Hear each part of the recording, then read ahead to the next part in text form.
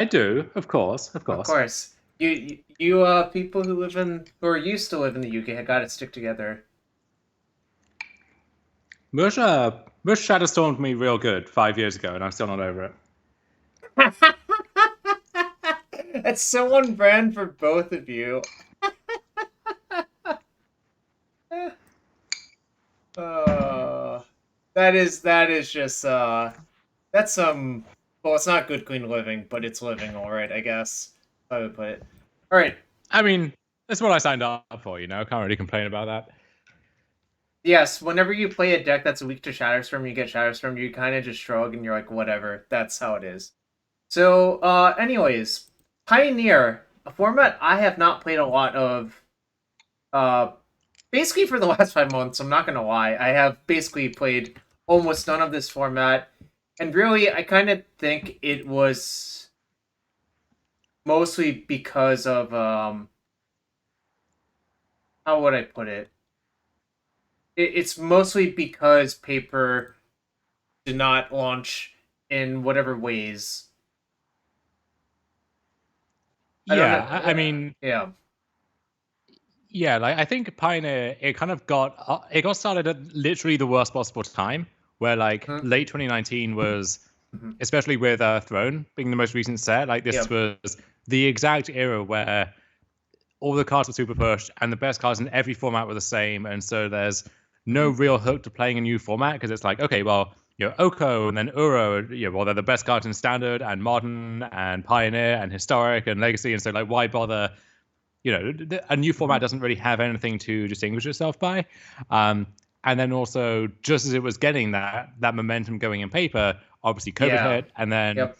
the only place you can play Pioneer now was on Modo, and then they just let Inverter throttle the format for months longer than they needed to, and just so Yep. it's a combination of like worst possible circumstances and heinous mismanagement and everything else. And despite that, right now I think the format's actually really good, and I Yep. kind of wish more people had the chance to play it to realize that for themselves. And because at this point it's just kind of become a joke, right? Like, oh yeah, Pioneer.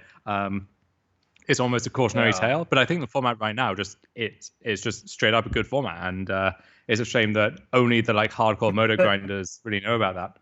All right. So, given all of that, why don't you just tell us how you perceive the format? Just give a, 5 deck introduction to the format because I think, you know, since only the grinders play it, there's probably only like 5 decks that are you commonly see.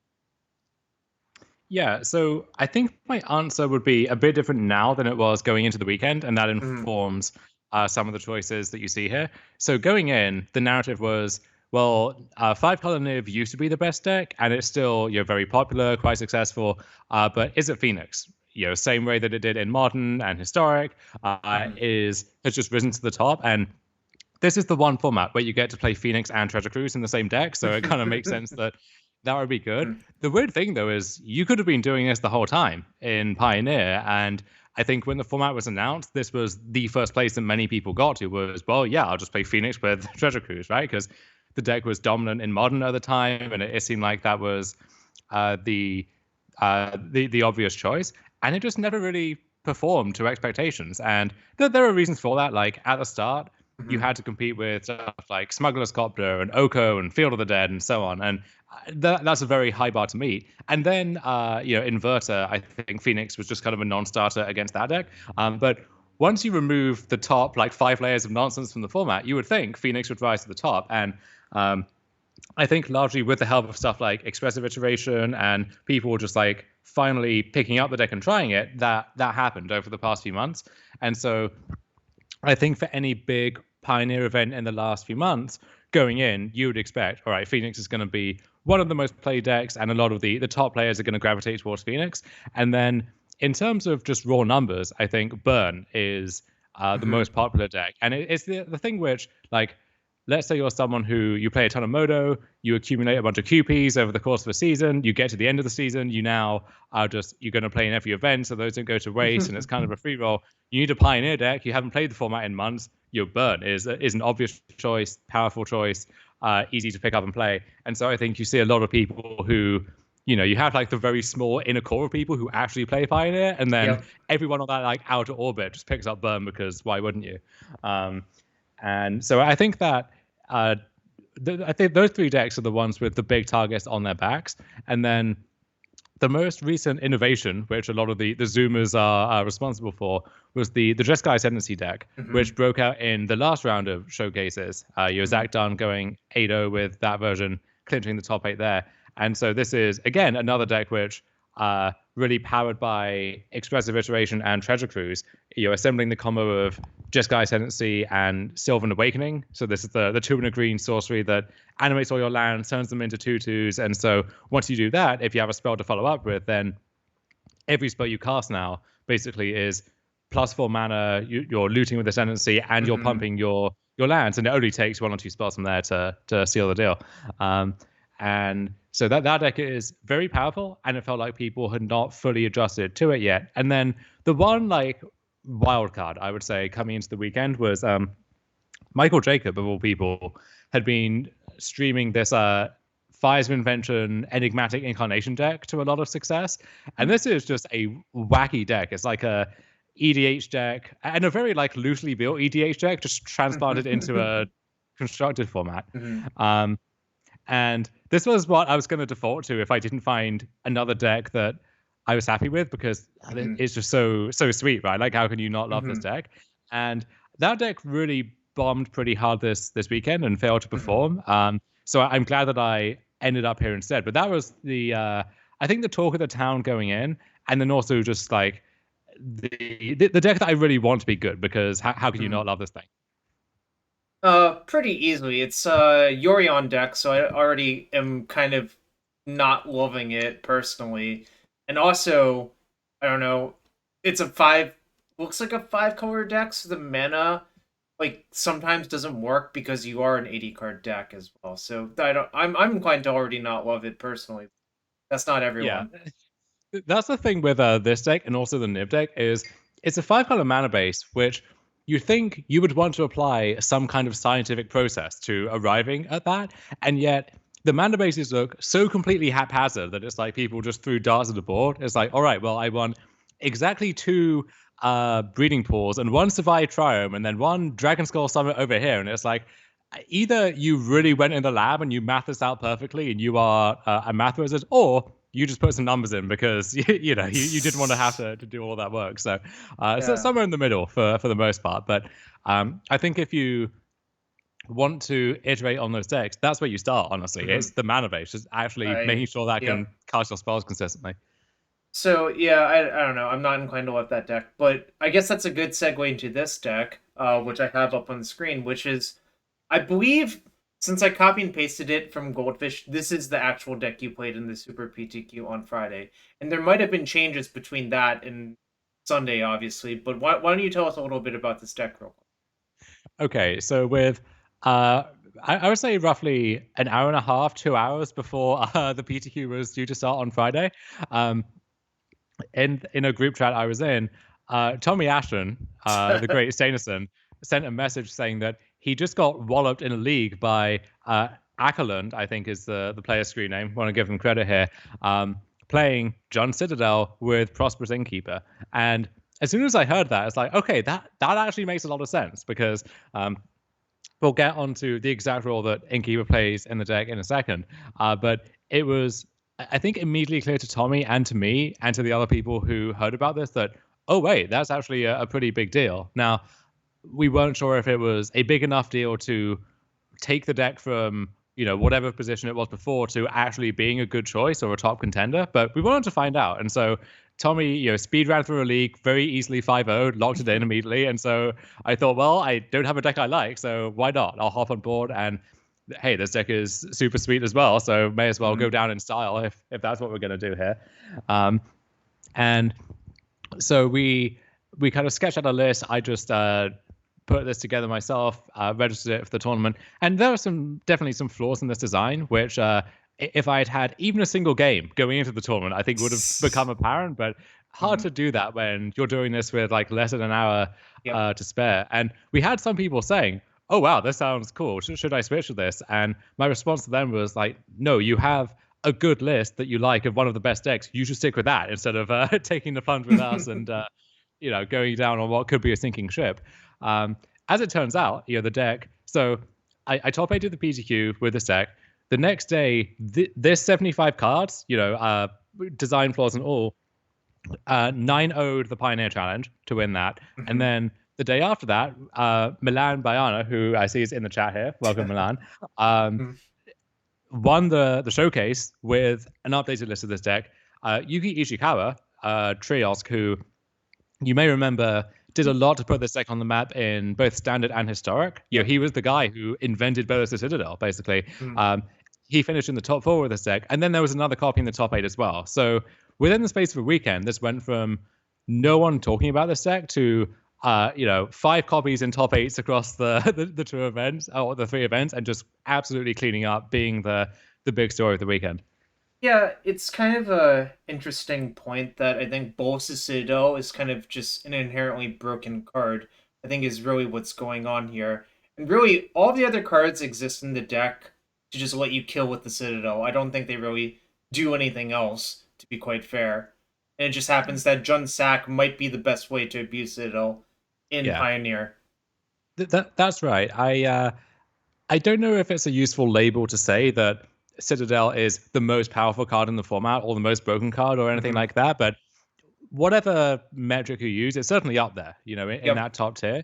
And this is the one deck that really gets to abuse it, because you have a fairly low curve, and it's kept that way because of Collecting Company. You have a bunch of life gain, and Innkeeper is a big deal there, and we'll, again, more on that in a second. But then also, because you have Woe Strider and Catacomb Sifter, you actually have a decent level of control over the top of your deck. And so, usually what happens with Citadel normally is, okay, if you're lucky, you hit a few spells, and then you hit the second land of the turn, and that just kind of ends things on the spot. But having a way to send that away and keep the chain going is what makes that card truly broken. And the Innkeeper is taking the spot that used to be occupied by Zulaport Cutthroat.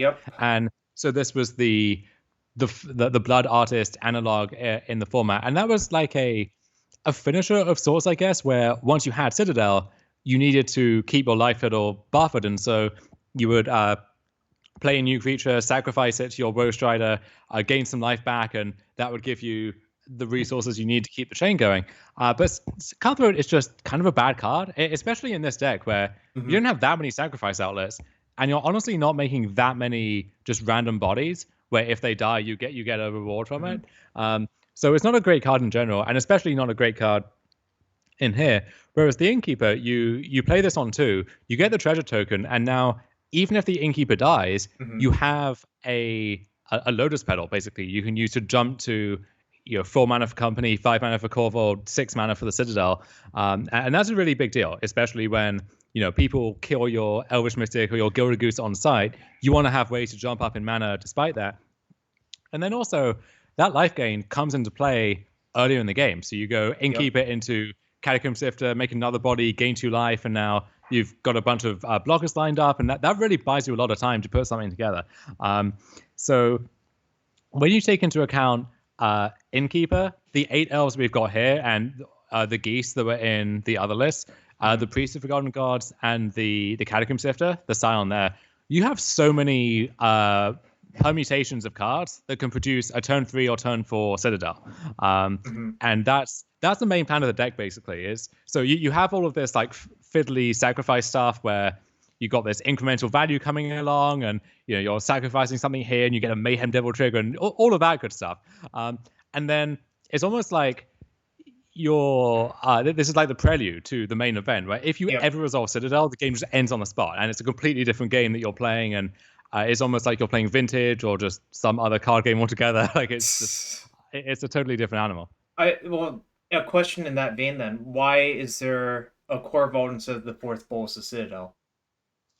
So in the past, it seemed like I would watch Kane Reinhardt stream the deck a lot, and some other people, and it often seemed like they would have one Citadel in hand that they weren't that close to casting, and then they would draw a second when any other card would be more productive. And it felt like this is already a somewhat clunky and conditional card, and it's easy to see how this could just rot in your hand, and you wouldn't want to draw 2 copies. And so it seemed like drawing one of each is going to be better a lot of the time, and there were some matchups where usually in sideboarding you swap out the Citadel for the Yep. Corvold, so you get to hedge your bets that way. Having said that, as soon as I played the first game of the deck, it was abundantly clear you need 4 Citadel, and anything else is just a Okay. severe, unforced mistake. You could do what Milan did and play 4 Citadel and a Corvold in the main deck, and I actually like that quite a bit. Not bothering with the Clothis in the main deck and just keeping the deck, very streamlined and on plan.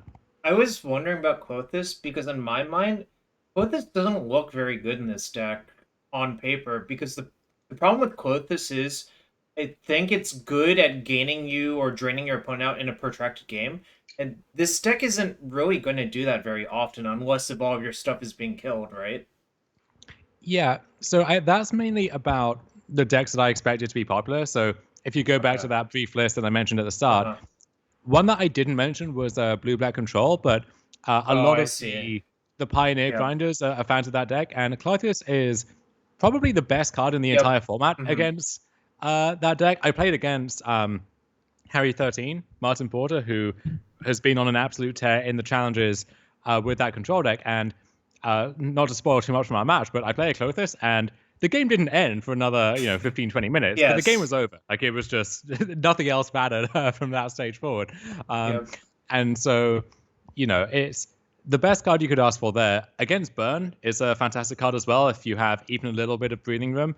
And then against Phoenix, which, expected to be very popular, I wasn't sure on paper quite how good it would be there, but it seemed plausible it could be very good, right? Like, if they have a slower draw and they're having to manually put Phoenixes in the graveyard, they're building towards a treasure cruise. Easy to see how that card could be really good. So it seemed like against a pretty large swathe of the format, just having access to that card was going to be good. And I would still want at least 2 copies in the sideboard regardless. But yeah, if I could run the tournament back, I think I would just play something close to Milan's list, honestly. But the Clothis whatever, would make their way to the sideboard there. Quick question from the chat. Does this deck suffer from not having any main deck rules? Give a short answer about it. Yes. You can't really afford to play any main deck is a thing. And yeah, you can lose to stuff like Ensoul or I think Spirits is a good matchup, but sometimes they'll go like Lord into Lord and just run you over. So you certainly can lose to that. You do have the Priest, which is almost like the Priest covers the one big large thing that they have, and then the Devil can clean up the bunch of small things that they have. So between the two of them, you often have some measure of board control. But that's the benefit to these big things like Corvold and Citadel is you just don't really care. You let them do their thing, and if you have turn 4 Citadel with any backup or a Corvold that they can't kill, like it doesn't matter what they're doing. The game's just over. So Oppo169 asks, did you play this deck on Sunday? I think you did. No, I played the Niv deck. Oh, I see. It was kind of interesting, actually. I expected a bit of I wasn't sure how many people would pick up this deck, and then when I saw that it had gone 9-0 in the challenge the day before, I was like, all right, well, if the Niv deck start adding a Yushan to their sideboard or whatever, or people really come prepared, then it's going to be more of a slog. And also, I doubted the 4th Citadel. I hadn't really fixed some of the other errors that I think I made in building the deck at that point. And so it's so hard to gauge as well, right? When you pick up a deck for the first time, did I just hit good pairings and get good luck across the day, or is this representative of how good the deck is in the format? And I kind of felt like I had my one good result with the deck, so to speak, and that this would be like a reversion to their mean. So I see. Yeah. I was keen to mix it up a bit. As it turns out, I got crushed by my own deck, essentially, by Milan on the Sunday, and I hadn't added the Yushan to my sideboard. So I guess that's karma for you. Poetic justice, or it's really funny that you were trying to sort of next level the level you were already on, and probably maybe ended up shooting yourself in the foot instead. Who can say for real? I bamboozled everyone. I got them all to switch to the sweet Citadel deck, and then I just didn't follow through and add the Yushan to my sideboard, so I'm bamboozling myself. I got greedy. I flew too close to the sun. All right. All that aside, I think we've. Let's discuss the sideboard cards real quick. Fatal Push, obvious. Thoughtseize, obvious.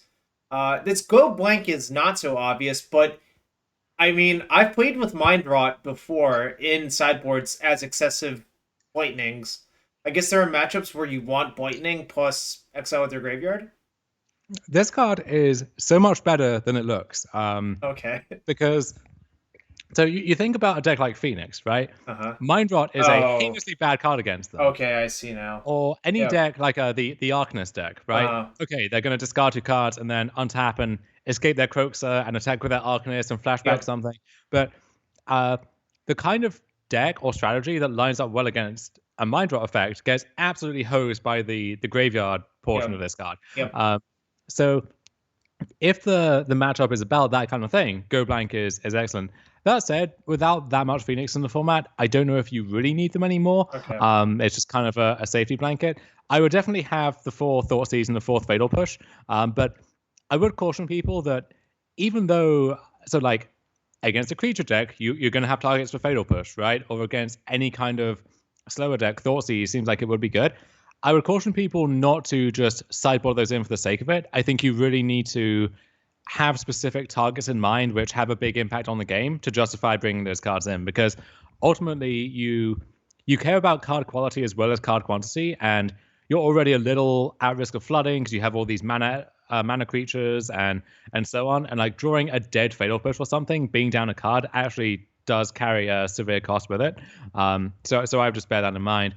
And then more Corvold, so when you want to either replace the Citadel or add to that top end.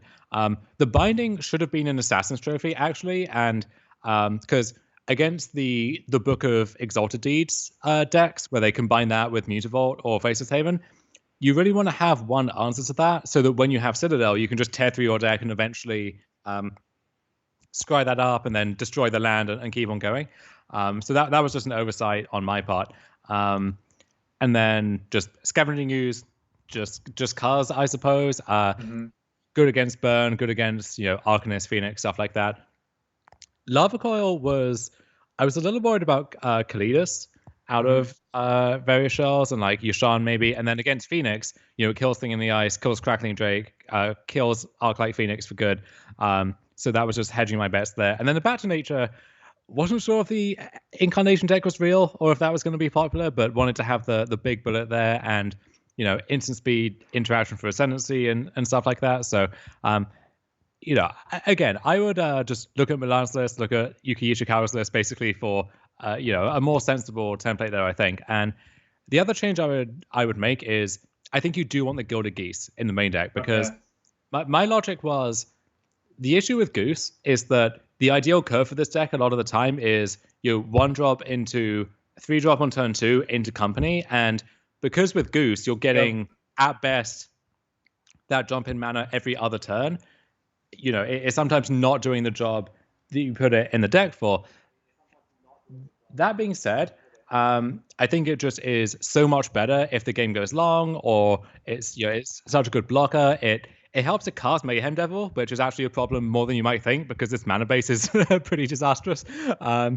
And once you have the Devil, then obviously you're sacking foods and you're making more food, so it actually gives your Devil more stuff to work with there as well. And then the life buffer helps the Citadel, so it just kind of does a little bit of everything, and that's enough to commend it over just the 7th or 8th copy of Vanilla Elves, I think. So basically the list that I recommend in my article this week, which I believe is going up tomorrow. Nice. Cut the Clothis, the 2 Clothis from the main deck, add back the 4th Citadel, and then shave Elvish Mystic and Elves just to get up to full Gilded Goose, and that's the main deck locked in. Yeah, I'm looking at this mana base, and if you play the Blight Step pathway as red, which I kind of think you probably don't want to do very often, you really only have 10 red sources, which is very, very, very, very low for how your deck is configured, I think. Because the plan of playing like Devil on 2 and something else on 3 is kind of difficult when you only have 10 red sources in your deck. Yeah, and you can kind of backdoor into it with like the treasure tokens from the Innkeeper, but what you want to be doing is casting the Devil and then sacrificing the treasure, right? Yes, So you don't want to leave that value on the table there. So yeah, I think, just for fixing, if nothing else, I think Goose deserves another look there. All right. Well, that aside, why don't you share your screen with me so we can get to the matches? All right, let me pull up the match history on Modo here.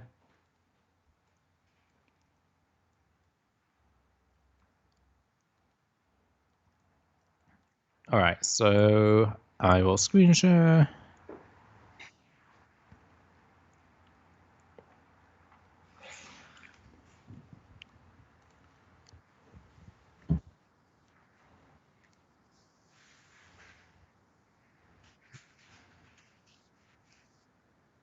Big as possible. How do I? Oh, like hide as many things. All right, enter full. I feel like I see this little black thing. What's that? Is there like a giant black thing on your screen over the MTGO? Oh, that's you. Hold on. Yeah, you probably won't. I'll just tuck you down here, off screen somewhere. How's that?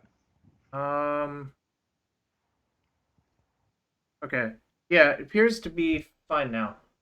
All right, go for All right. it. So, round one, game one. This is my first game with the deck. I've dabbled in it a little bit before, but really going in dark here. So, could have a Swift exit from the tournament. Could make a run at it. We'll see.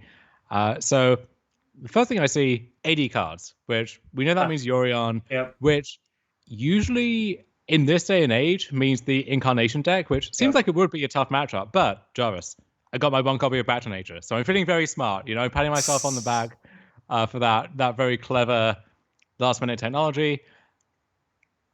And I'm immediately faced with a kind of hand that is so on the borderline that you really agonize over it, right? Where in one sense it's an ideal curve, but then like you really need the company to go well, and then even if it does, what are you doing with that?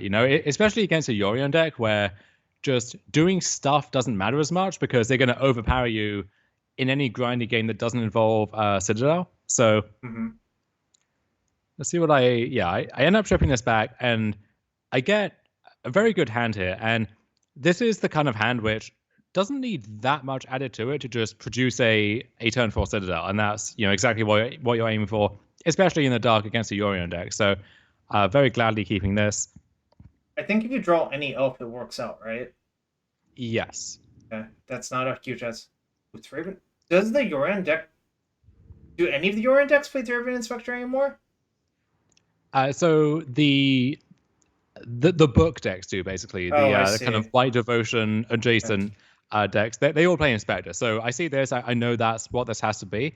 And actually, if let's say I draw Elvish Mystic here, I go turn one elf, turn two Innkeeper, Priest, and then that is 3 lands, 5 from Priest, and then 6 from Elf. That is turn 3 Citadel right there. So that's a good indication of just how explosive the deck can be sometimes. Knight is a White Orchid, huh? So it is you think it's it's definitely the book deck, I think. Yeah. And I'm actually kind of getting beaten down here, right? Like this is one of the most aggressive draws that they're actually capable of. So they draw their card. I don't think it's going to be fast enough. Look at this motley crew, Jarvis. Yeah, it's very motley. I guess it's unfortunate you have to use your land drop to play the Citadel, but yeah. Oh, yeah, and you immediately hit a land, so it's not great. So I have to pass a turn here, and they do usually have like one copy of ECD in the deck. Hold on, did they portable hole your elf instead of your Innkeeper? Looks that way, yeah. I think that's pretty bad, because what actually matters off the Citadel is how much life you have, and preventing the life gain I think could be game changing. Instead of like the mana doesn't really matter from that elf anymore, right? Right. So if I have to chump with one of them, it doesn't matter what it is, right? It's a 1/1 either way. But if I decide to not chump, then the Innkeeper has a much higher upside than the elf ever could possibly have. So I think I agonize over this block for a bit, and end up just taking it on the grounds that I'm immediately getting 2 back from the Woe Rider. So that's the difference between like taking 2 here, getting 2 back here. And I'm actually going to need the Innkeeper, given that I'm on single digits, to keep this chain going, I think. So basically, I do not see how you could ever win if you block with Innkeeper. Right. But I'm actually feeling confident going into this turn now, knowing that I have the Woe Rider rolled up to keep filtering my deck. And once I see the Sifter, I know the game is mine, basically. That's kind And of crazy to think about it that way, right? yeah, this was a reassuring introduction to the deck for me, game one of the tournament. Yeah. And I think it's a good sign here to show the viewers, just what the deck is capable of doing. So yeah, I hit the second Innkeeper, third Innkeeper. So basically, the Innkeepers work well in multiples. I'm not. Yeah, that Corvold is not very good, actually here. Yeah, And I have to scry it away just because costing 5 yeah. is Mm. unfortunate there. But I company into Oh, two wait. So devils they're when we get to it. actually. It's actually overkill. This is like 30 damage on board because it's It's 10. massive overkill. It's Yeah. 10 from the Citadel plus No. 20 triggers. Yeah. Oh I will yeah. I will say the only way from this position, the most likely way I lose the game is Is that mono Moto doesn't know how crashes. to Yep. handle this. Yeah. Look, Dom already admitted he made a mistake. Uh, I knew Sifter was going to be good in this type of deck because I've played it a bunch in Rally the Ancestor types of decks, and this is basically analogous, where you really don't want to brick. And like here, it's even more important you don't brick, so like Sifter does everything you want it to do. Yeah, Sifter, compared to the Jund Citadel deck in certainly in Historic, I Mm-hmm. think Sifter is the one card in here that has never been legal in that deck. And so I think people who are just seeing the difference, it's like, okay, well, that's a marginal upgrade or whatever. But it actually is like a really big deal that you get Yep. that card in this deck. So um, easy to overlook that, but it is a workhorse. That was a good showing for the deck in game, I'm not going to lie. Yeah, so But if also, I think if your opponent had hold the Innkeeper, I think you probably were just dead, frankly. yes. Uh, So that one kind of slipped away from them. But Yeah. it If beats. nothing else, that felt fun at least. So this hand is kind of interesting. On the play, Ugh. I think this is a clear keep. Yeah. On the draw, it's like I really want to keep it. I don't know if I can justify doing that. There are a lot of cards I could draw in the first few turns that really do tie this hand together, right? Like an elf or an Yep. innkeeper or a priest. So I believe I ended up keeping it on those grounds. No, I mulligan. Oh, and I end up just kind of going into oblivion here. Yeah, I think my instinct would be Mulligan, but this fat guard hand is clearly not ideal. Although maybe we can just win it with this Corvold. Ooh, Sifter's an excellent draw. Yeah, that was my thought. As soon as I drew this, I was like, all right, well, this Mold 5 is actually shaping up pretty nicely Yep. here. And one thing that's worth noting, it stands out a lot against this deck, but look at how this board is just bricked by my 2/3 Yep. Catacomb Sifter. Yep. But that also happens against like Mono Black Aggro, where they have a bunch of 2/1s and Mutavaults and Yep. stuff, or the Burn deck, where it's just a bunch of 2-power creatures. So this card, very good on defense, as it turns out. At RPT Phoenix, we played Permeating Mass in our Spirit sideboard for a similar reason. Oh, yeah. It basically the exact same sizing issue, but it's that Spirits is like only okay, I think. It might Yeah, even be so worse than okay, actually, now that I think about it. But I actually did try Spirits for this event, and it was pretty popular in the weeks and months before the tournament, but really has dropped off a little bit because the Phoenix matchup is tough, and then stuff like the Arcanist deck is quite tough as well. Burn, is a lot of the free wins that you used to get with Spirits have just kind of faded from the format at this point. But you see one issue with the pathways here is I have to play this on red to set up the Corvold, but that means I don't have double black, so I can't Thor Siege, which means they have a window to land the book. And now, if they have the Mutavault, they just get to slam the door shut. Especially with that mistake I made of not putting the answer in my 75. If I have the trophy in my deck and they have the Mutavault here, we get to keep playing. And I might even be ahead, honestly, if they can't kill the Corvold. But as it is, I just have to cross my fingers. And they have the Haven, so I have, a turn to put something together. so if you draw, all right. So I get to go off with Citadel, but I hit a land, and yeah. So I see. So I brick at this point, but look at this. I have Citadel in play. If this happened and I had a trophy in my deck anywhere, I get Yeah. to keep going and Yep. maybe make a game of it. So That you're behind by 5 minutes. You might as well just pack it in and see. yeah. I would not call. I mean, I guess you're not calling their deck meticulously constructed, but because it definitely isn't, by the way. Right. But yeah, it is very funny when like one mopey uncommon just is the first line of defense. All right. So this on the play, I don't think you can ever mulligan this on the play. Versus their deck, just really, really, really. I mean, you're missing the Citadel or a company, but you have basically everything else you want, right? Mm-hmm. And I don't think you can like mulligan to Citadel or anything, especially Right. If you do that too aggressively, you just don't have the resources to cast a Citadel in all likelihood. And also with this hand, I have the Priest and the Devil to control their board. I have some card selection with the Sifter, so I can find something to do with this hand. And I have good mana, got a Fatal Push for potential interaction for a book combo or something. So I'm happy with this.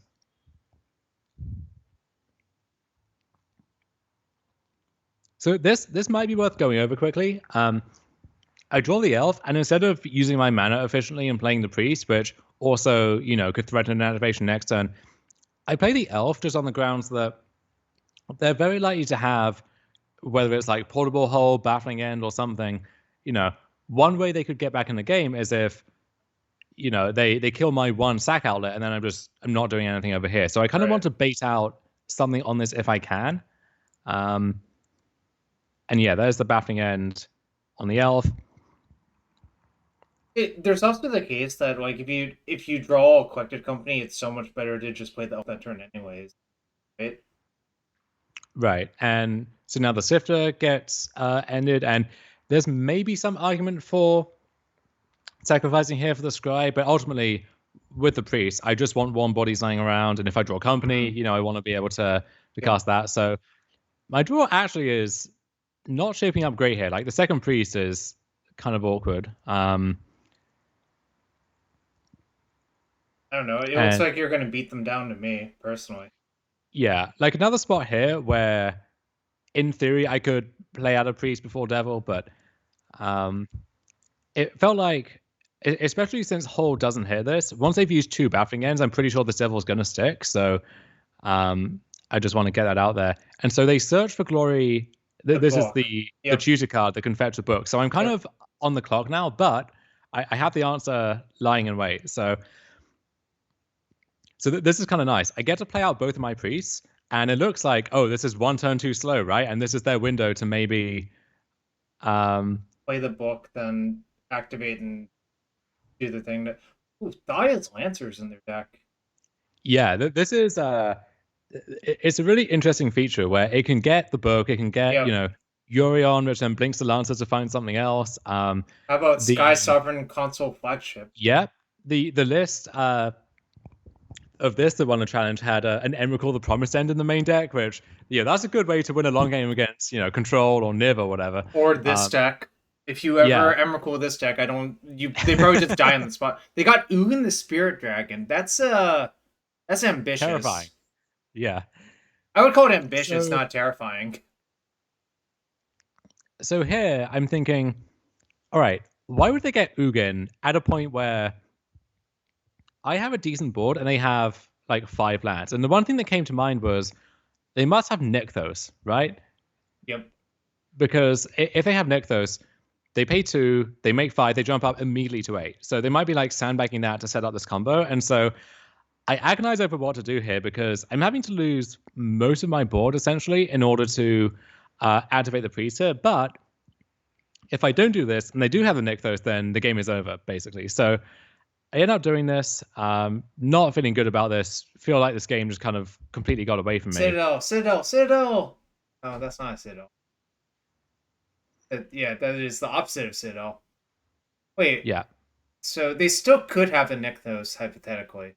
And yeah, so they cast the book, they put Yorion into their hand, and now I'm just hoping and praying that next turn they go for the book combo here, which would make sense for them to do. And what I was thinking was, if I draw a creature here, I'm probably just not even casting it because I don't want to threaten the priest activation that would get in the way of get in the way of that. So attack for 2, pass the turn, and like this push is going to work, right? But I'm still not loving my position here.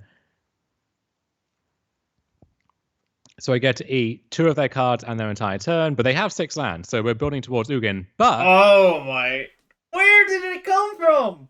the We're Hoos, they come from the top of the deck, right? the big Hoos, and now Yakety Sack starts playing in the background, and there's Roast Rider. Okay, so yeah, it's and there's okay, so it's done. It's a wrap. well, it's not exactly a wrap, but it's most Jarvis, okay. it's a wrap. Look, look at these. Oh, okay, that's Yahtzee. Yeah, that is Yahtzee. This is just okay, and they had enough. They were just like didn't get to Ugin. I think if they get to Ugin and you still peel the Citadel, you probably still win, which is kind of funny.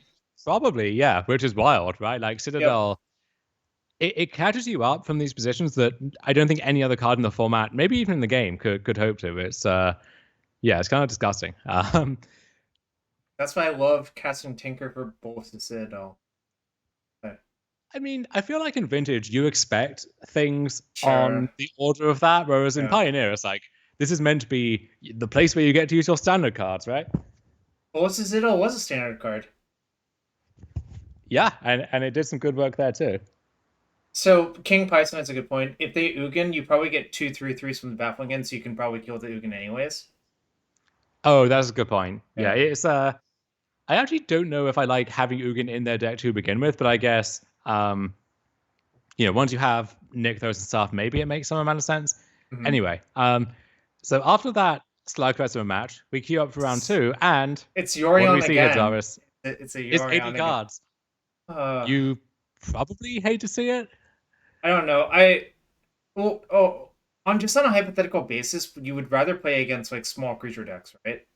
100%. Yeah, the usual heuristic for this deck was you're good against creatures and bad against spells. And so... Well, let's pause for a sec. Well, yeah. The game has developed pretty well after you went to 5 cards, but just give a brief strategic talk about why you would rather play against small creature decks. So basically, you have stuff like Priest and Devil to contest the board, and you have a bunch of ways to gum up the ground. So if they're like a mono black aggro deck or something, it's hard for them to get through there. And then just in general, you can like grind them out that way. And then if their draw is slow, you can still just go over the top with Corvold, with Citadel, stuff like that.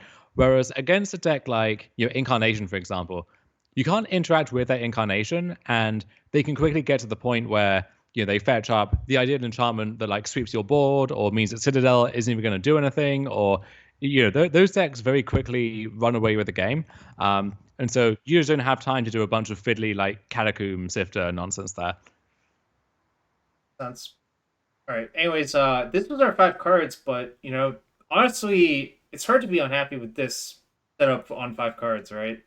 Right. And so looking over here at 80 cards, Hallowed Fountain Plains, I'm thinking a control deck of some kind, or maybe a weird draw from the like the Fire's Transmogrify deck. And so, I was quite frustrated at having to go to 5. Quite pleased at how the hand was shaping up so far, but still a little unsure as to what was going on over on the other side. Well, get in those points. I did think that if I get Azorius Charm, I'm just gonna I'll just click concede right there and then. But Azorius Charm is in this format, isn't it? So what does Skyclave tell you? So I think it tells me this is some kind of blink focused Yorion deck, in the sense that it's playing to the board and then hoping to blink a bunch of stuff. They likely have some copies of Yorion in their main deck as well. And so this is the kind of deck that I'm also, especially with this draw, I'm a bit worried about, because, even just Yorion from this board position, right? They eat my other thing, they blink their Omen, I can't attack into the Yorion, and I'm already falling so far behind, and drawing this isn't going to help matters. So do you main phase Company, or do you play, or you could EOT Company, obviously? Yeah, I decide to wait, because if they have like another apparition, I don't want the thing that I cocoed for to get eaten there. And And so I have to do this in response to Spellbinder. There is a decision of with the scry from Sifter. Yep. Do you want to let that resolve to maybe help the odds for your company, or do you want to respond to the scry with the company, and then once that resolves, you get the scry to inform what your next draw is going to be? And the second one usually I think is how you want to do it. But if there is like one exact card that you need to company into, then you get to do it the other way, and it's effectively a 7th card there. So on this board, I agree that you should put the scry in the stack, then company in response. And I think in general, in this deck, the exact situation you said will come up a lot, where you're very likely to hit 2 creatures, so it's only in the situations where you have to hit Mayhem Devil to like lethal your opponent that we'd rather scry before you company. Yeah, and this one moment right here was what really cemented to me that I need the 4th Citadel in my deck, and like I would love to be able to like go back in time, 40 minutes at this point and add that card to my deck, because it's like you get into these spots where I'm feeling pretty far behind, but if I draw Citadel, then we're off to the races, right? Yep. Instead, it's just more 2/3s. Yeah, I guess that's the thing. You scried into a Citadel, didn't you? Yeah, so I get a whole flurry of stuff here, and I'm thinking, Yeah. all right, well, if they somehow don't do anything useful on their entire turn, then maybe we can piece this together here. And that Spellbinder Mayhem Devil is just chilling. Yeah, sadly, the apparition on the priest means that's kind of off the table for now. And it also now means I'm not going to be able to get up to casting this before they get to put Yorion into their hand and then cast it and just eat everything else in the process. So, except they're missing land drops as well, so I don't know. It's kind of weird.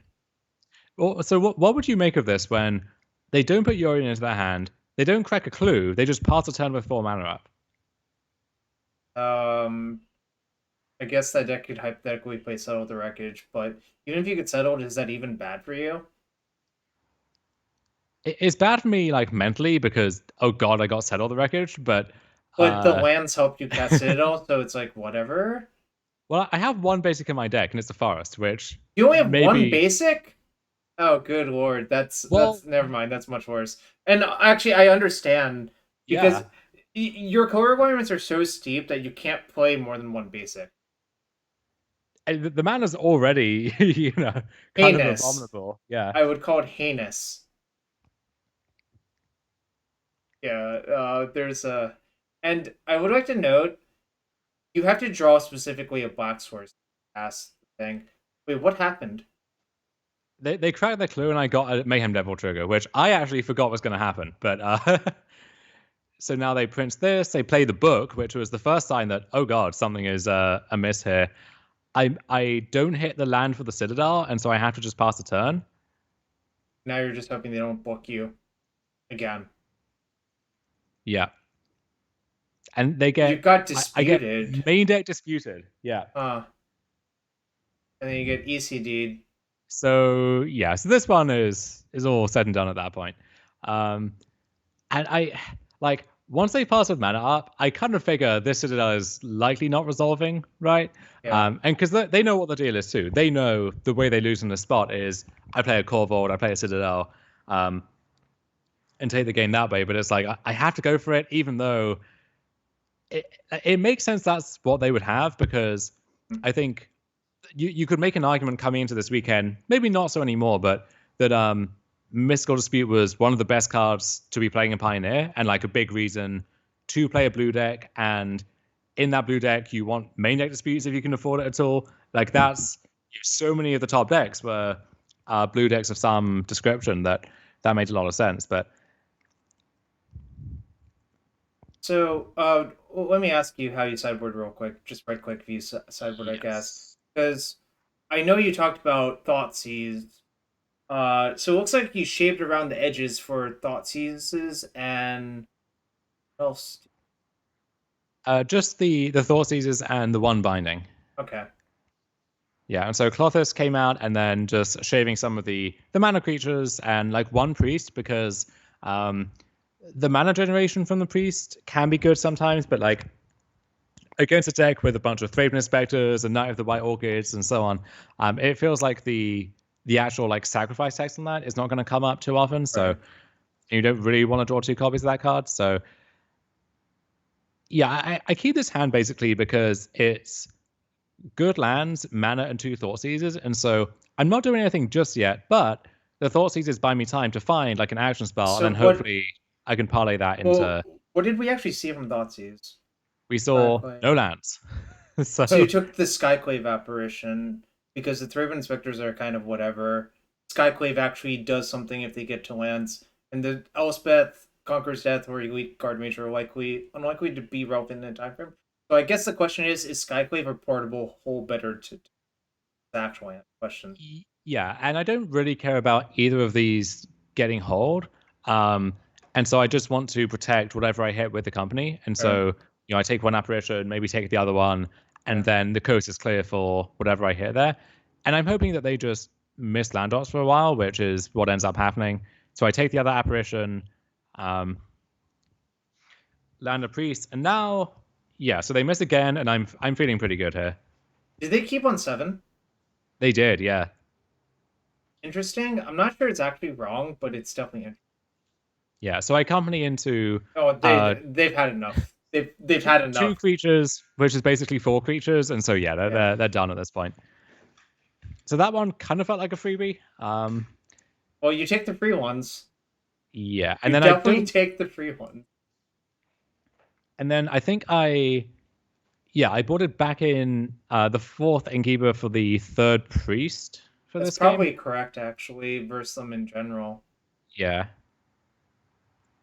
This is decent. Great hand, yep. It's a little slow out the gates if this elf dies, but I draw the 2nd elf to help mitigate that anyway. And this Resting Piece, so this is not by any means like a graveyard-centric deck, and you think about similar decks in other formats where they have like the cat oven combo, for example, or stuff that like when this dies you do X. There's not really any of that going on here. And so I think this is still fine to bring in, in 80 cards. And it's 80 white cards, Jarvis, so some of them are going to be bad. Wow. There's going to be some marginal stuff that you can upgrade here. But so I thought these, and they have a Supreme Verdict in their deck, which I assume you took.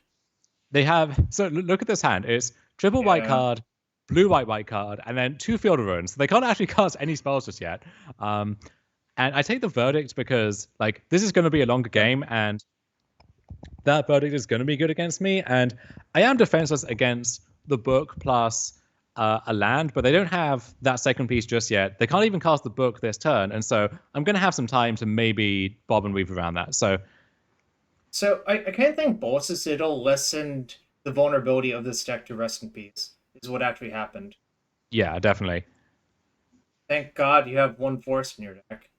Yes. What if it was just like one-sided Wasteland? I did. I wanted to have the basic in the deck just because I knew the book decks had been picking up, and so like Field of Ruin is a natural response to that, or Trophy actually as well for decks that can support that card. All right, time to roll the dice. What? Jarvis, where did my company go? Well, you hit 0 cards, right? That's not meant to happen. I mean, you cited out how many creatures? Like, I mean, all the 3s, all like the good 3s are still in the deck, but yeah, if I hit, let's say 2 elves there, that's still not good. I'm still going to be molding, as I believe the kids say. Yeah, I mean, not feeling good about this one anymore. And so they priest just to gain 3. They're going to get a token here from the book. I feel like that token basically never matters. I mean, it could hypothetically, but it doesn't really. So I company again, and now this is much better. Well, I get 2 Striders, but this Rest in Peace means the Sifter doesn't offer me any card selection anymore, which actually does become important now because. Again, this is one of those spots where if on my upkeep here, I can sacrifice this, dig super aggressively for a Citadel. I would basically, let's say this Rest in Peace wasn't in play, I could even just not do this now. So let's say I take a draw, that's one look. I could, I sacrifice 2 things to the priest, so then I draw a card from that. Each of the cards I sacrifice is 2 scries, so that's 6, and then 8, 10. So I could basically Niv Mizzet Reborn for Bolas the Citadel here, right? And just like see if I can. That's probably good enough on average, yeah. Yes, but instead I get to do none of that, and I'm just playing off the top. Well, that's if you're not going to scry. I mean, if you're not going now, you just gun all their stuff down instead, which I think probably almost good enough. Maybe. I mean, so they can't book you, right? If they book you, you just shoot whatever thing. Yes. I mean, you know what I mean. Yeah, the apparition here is a little unfortunate. So I shoot down the apparition and stuff in response, just to clear that blocker out of the way. But they have another print, which is 3 more life and a token, which is actually kind of annoying for me to try and attack into now.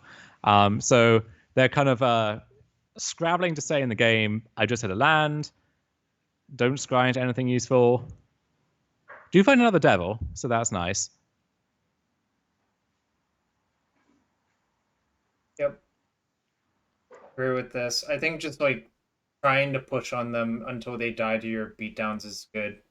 This is a very rallyless rally game from the old days, is how I would put it.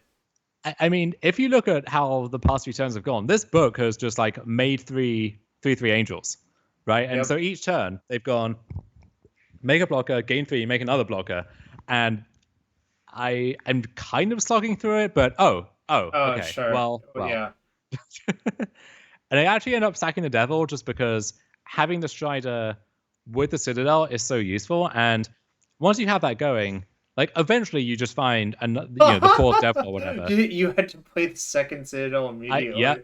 Just do myself 6, and I find Innkeeper, and so at this point, again, with the Innkeeper and the Strider, this is basically, I'm not going to say deterministic because that would be incorrect, but it's likely, I think, is how I'd frame it.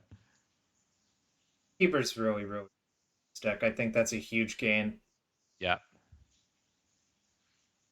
And so this is just they're done. Oh yeah, the classic Bolas Citadel U for 20 damage because of 10 Mayhem Devil triggers plus the 10 loss of life.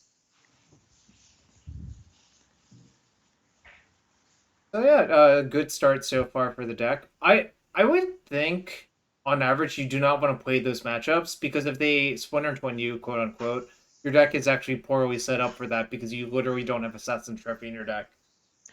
Yes, although it's like you change one card in the 75 and suddenly that adds like 10 percentage points to the matchup or something.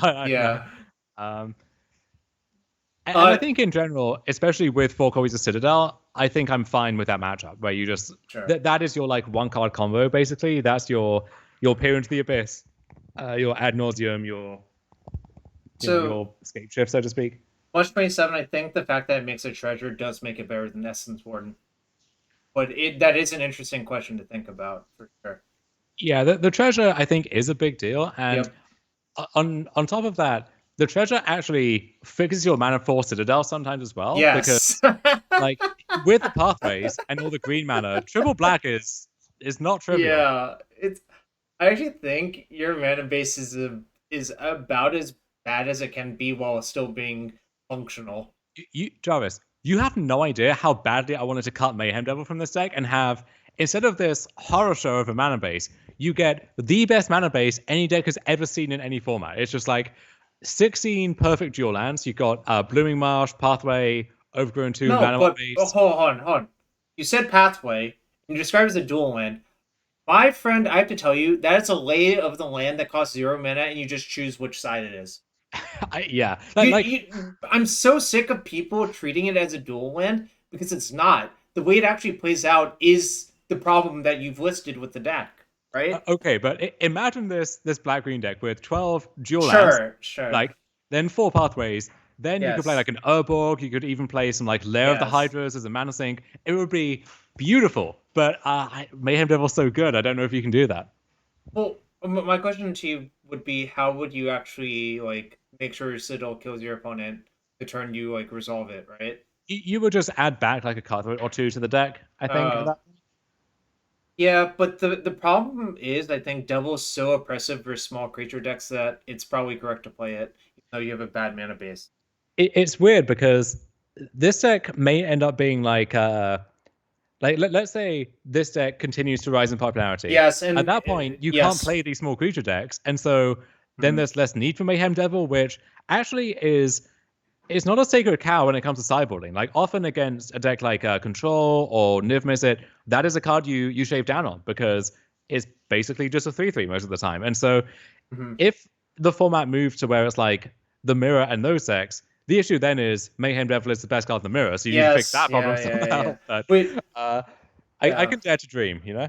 in all of the sacrifice mirrors in standard, they were basically all determined by who drew more Mayhem Devils. Almost nothing else mattered. Yeah, so I don't know how you would address that problem. Maybe there's some creative way to do that, but right. I think if I dabble in Pioneer again, if I have time, that's going to be my next project. Is finding a way to just keep this in the black-green colors. But like to show why, look at this hand. In theory, all right, I have a dual land over here, dual land over here, got a green source, black source, red source. But okay, I play this on green. I play my elf. I now can only play this on either black or on red, and either way, I'm cutting myself off, one card of my hand. So it's it's bad. That's I kind of wonder if it's correct to play so few shock lands for that reason. But the life loss matters for Citadel, so it's like it kind does, of close. and especially against this exact opponent, right? So this was the issue before: is when people played this deck before Kaldheim, you had to play 12 shock lands just to make the mana base work, or maybe like some Llanowar base or something. But they're not taking so much damage that it's impossible. But now you might be right that we've overcorrected. We've gone the other way with the 12 pathways when actually some more shock lands instead. If I had to guess, I think I would try to cut down on the number of pathways and convert some of the red pathways into actual dual lands. And the reason for that is then you don't have to pick red or that one. I think that's what's actually supposed to happen. You can't cut any of the black-green pathways because black-green is basically what your deck is. So I think what's supposed to happen is you're supposed to play more Blood Crypts. You're supposed to play more Stomping Grounds. Not too many more, just enough more that you're comfortable with how the deck plays out. Yeah, it's still awkward, right? Where let's say we turn this Blightstep pathway into a Blood Crypt. So then I play this land on green, I play my Mystic, and then let's say I had a Mayhem Devil. I still couldn't cast it because I only have one combined black plus red source. Well, if one of these was just a shock land, then everything would be mostly fine. Is what I'm saying. If this was a Stomping Ground, then yes, that would solve the issues. And this is part of why I think Gilded Goose actually is important to the deck. Agreed as well. Helping with that. I also think the life gain from the food probably matters quite a bit. That's Overgrown Tomb's actually a decent draw, except it's going to probably deal you damage at some. Yeah, it is. And so I have to think now how I want to sequence this, because I could play this on green to play the elf without taking pain, but then I would need to put this on red to unlock the Clothis, and then I only have one black source, which this tends to not be a Bolas Citadel matchup for obvious reasons. Yes. But with that in mind, since I have plays lined up for turn 1, turn 2, and turn 3, I think I probably should have played the Tomb into the Mystic, as weird as that sounds. I was about to say the exact same thing. I think said, if I draw any like Blooming Marsh or Pathway, I really want to have saved the 2 life. So maybe this is fine regardless. I don't know. I think my instinct would have been Tomb Elf once I'd drawn that Overgrown Tomb. But it's probably going to work out. And I mean, maybe also, if I'm casting the Citadel, a tool is likely to be because I've activated the Priest. And at that point, I have double black from here. So, it's a moot point then. But here, we get to learn how good Clothis is against a burn strategy. I was hoping you would get to block, because you just want to trade as much as possible, no matter what. Yeah, any trade 100% blocking there. Any trade is good for you, essentially. And so now I take 2, just to play this again because I'm getting one back from Sure. the Innkeeper. And Boras Charm, Lightning Strike. yeah. So they had a very creature heavy draw. This is 4 creatures here. So those are often the scariest ones from the burn deck because that's Yep. how they like Yep. That's how they add on damage repeatedly over time. That's how they zoo you out, for lack of a better word. Yeah, so I eat the creature with the Clothis because they have Lurrus in reserve, waiting in the wings, and don't know how I'm feeling about the game at this point. Like, it's still quite precarious. Just really hoping to draw like a Catacomb Sifter or Collected Company or something. Or Woe Strider. Basically, any of your 3 or 4 drops, I think, are good draws. Yeah. So I think here I agree with this block. Yes. I think you're supposed to just do it because, like, the problem is, yes, if they have a burn spell, you get blown out. But the problem is, are you going to just play around it forever and like let them bully you? And now, Jarvis, gambling. Our favorite thing to do in Magic. Yeah. I have a funny story about that. I'll tell it after this match. Look at this. Boldly attacking into 4 open mana, which, to be fair, it's not like... I very easily could just be on, like, double Citadel or something, right? Like, yeah. But they can't be too surprised about this. Now they're just obliterated, I think. There's no even real other way to play it because it's obvious they don't have another burn spell because they would have killed your Innkeeper in response to the company, right? Yeah, I could have got Devil there, but I figure I don't think I actually want to be like trying to shoot down these creatures by burning up all my resources. Fair. And if they do have a burn spell, I want to have this thing left over. The other cool thing here is I have a stocked graveyard at this point. Yes, you can escape Woe Strider. Yep. Yeah. I was thinking the exact same thing. One thing you can do is if a land somehow gets in the graveyard, which it's not that easy to do, you can make mana from it. Yeah, this mana base cannot support Fable Passage, which would be nice with Mayhem Devil, Woe Strider, and so on, but it just doesn't work in this format. So, 5/4 for 5. How did they ever win? That's a good card in Limited, right? That card was really, really, really good in that format, but that's also because black and green were the best colors. Also, keep track of how much life this Innkeeper has gained over the past however many turns, I would right? guess it's 20. I would actually guess it's on the order of 20. It's ridiculous. And I think they scoop at this point. Yeah, the replay's not going any further. So, game 2, not too interesting. And because it's game 2, you can tell how this ends. I just get run over. I mean, I kind of think sometimes on the draw, your deck might be too slow to come out of the gates and just like might get steamrolled. Yeah. Oh, you fast forwarded quite a few turns. I push their thing, I color their thing, but I'm just drawing lands at this point. So I literally have nothing useful left going on. They have a second Eidolon, which is pretty punishing, and then I die. Yeah. So that was game 2. Blink and you'll miss it. And then game 3. Let's see here.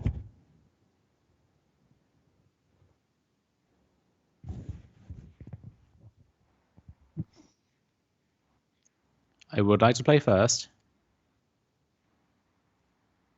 We're probably going to have to perform a Moto restart after this match. You know how it is. Yeah. Sometimes it gets buggy after you watch too many replays. I've seen that bug happen a lot, actually. So this hand... Yeah, I know how you're feeling. The problem is you don't have a 1 or a 2, right? I don't, but the issue is if you mulligan for a 1-drop, that 1-drop is very likely to die. So you can't have a hand that relies on the 1-drop because that's just too inconsistent. And against this deck specifically, they put you on such a fast clock that you don't really have time to undo a stumbling draw. You kind of need everything to click in the early turns. And so on the draw, I think you have to send this back. On the play, I think it's just about justifiable because the Sifter is very good on defense. If this was a Woe Strider, actually, maybe you still keep, but it's more borderline. The Sifter, though, is so good at what it does that I think it's fine. Don't have red mana, which is unfortunate, but so it goes. So Zergo Bell Striker does not line up well against my 2/3. I will say that much. Oh, and they didn't have a 2. That's really, really good for you. But we found the uncastable card. Yes. It's kind of funny because I don't even think you really want to play that one on turn 3 anyway, so it kind of is fine that it's uncastable right. Yeah. So they strike this, and now if I miss on this company, it's a little shaky, but I just get to fire it off, and we get look at this. So Yep. this is another great use case for the Innkeeper. If you put it and something else into play off the company, you're getting a bunch of other triggers at the same time, and then if they want to wild slash my Innkeeper here, go ahead, right? It's already done most of its work. So now I get to threaten to jump in the way of one of these 2/2s, which can't grow the way the Soul Skull Mage can. And so I think about how to line up my blocks here, and why do I do this? This seems like an awful block. I'm not gonna lie. I'm not sure why I did this. Why don't we just block the Lava Runner with our Catacomb Sifter and just take the rest of the... Why didn't we do that? That's a very good question, Jarvis. this I mean, so okay, let me say one thing about that is Wild Slash is like -2/-2 on this board because of Soul Scar Mage. But I think you're kind of just fine with them like killing your creature with a Wild Slash, right? 100%. Yeah, I don't know what I was thinking here. Maybe I wanted to set up like cast Devil, sacrifice this, like cast something else, and then have the Sifter back in play still, but well, that still okay. seems so much worse. So the push is a nice pickup here. I definitely want to keep that one. I don't know. That I kind of think you just did some. You probably had some terrible reason for doing the thing you did, which, if you think about it now, makes no goddamn sense. That's my actual read on the situation. I think that makes no sense. What was I doing there?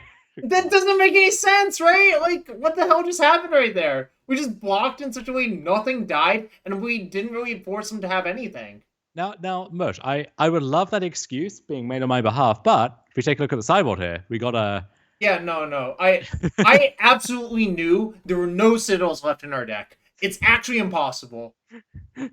I was not going to give him that out. I was not even going to suggest it, because I knew absolutely there were no Citadels left in the deck.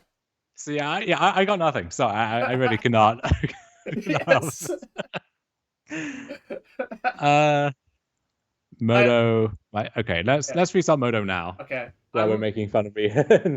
I'm actually going to get a glass of water too. So if people want to make fun of me, now's the time to do so, Dom.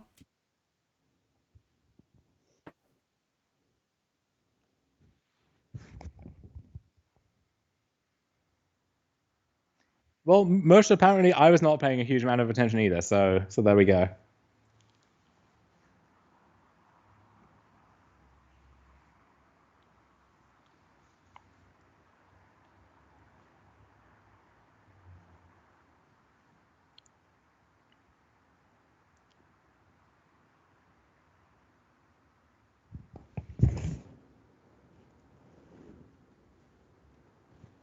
Hunter 2.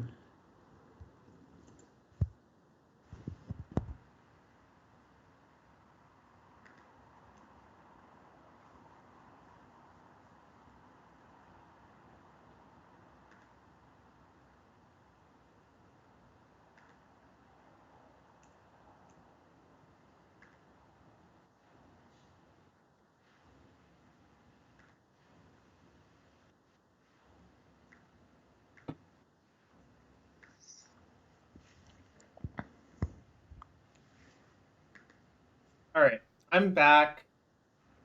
Boom. Mario, yeah, we love recapping, but the problem is one of us has to win to do a recap. And I have not been doing basically any winning for about a month, probably. I mean, there's a legacy showcase this weekend. You're gonna, be 6-1 going to the last round, lose to Death and Taxes again. We've got it all lined up. Well, the last one I played, I actually went 0-2, and I didn't really. I was really just not in a good headspace for that one, and I'm kind of still not in a great headspace. But we won't discuss that right now. Yeah.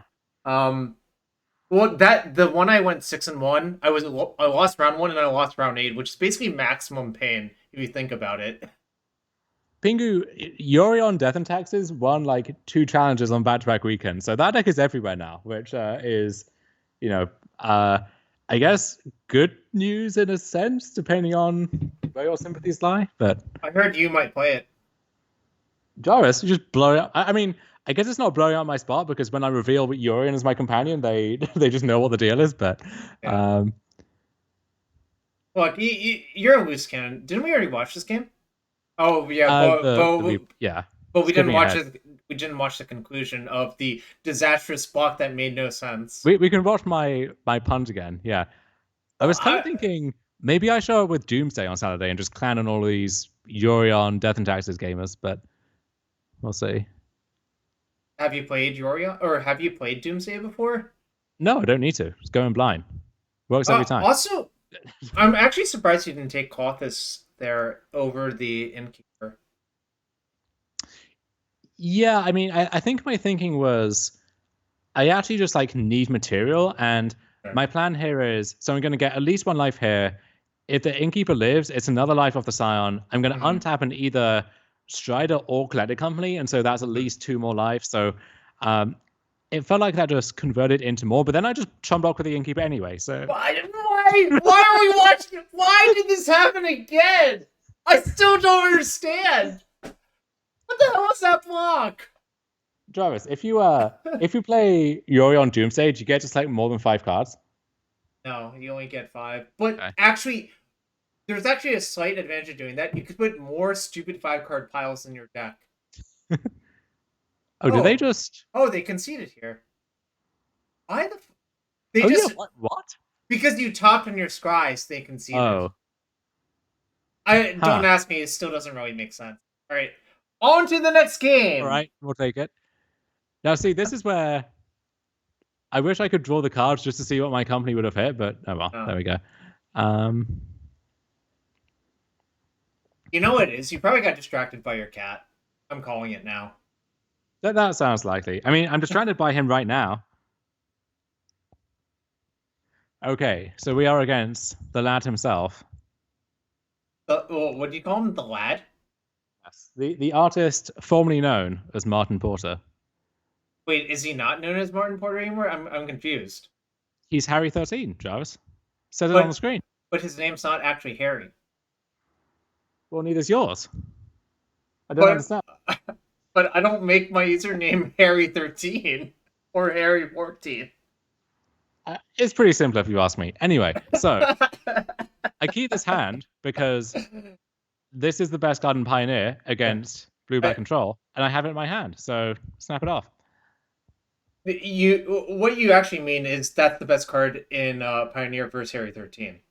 Well, okay, here's the thing, though. I need to be able to cast this card, and Innkeeper getting censored is kind of cramping my style there. Blast Zone? Wow. And you're getting double censored? Brutal. I'm not actually sure it's brutal. Alright, this is a tale as old of time. See if your blue-black opponent runs out of counter spells while you beat them down with shitty creatures. Oh, but look at this. Field of Ruin. So my mana is under even further attack. I can only cast one of these red spells with this pathway. And so I'm going to make it the best one, obviously. And very glad that this resolves. I think so when I put this on the stack, before I knew that it was going to resolve, from then until when it did resolve, I think my chances of winning the game went up by like 40%. Yeah, I was about to say probably literally 40%, given the spells they have cast and the fact that their clock is probably glacially slow.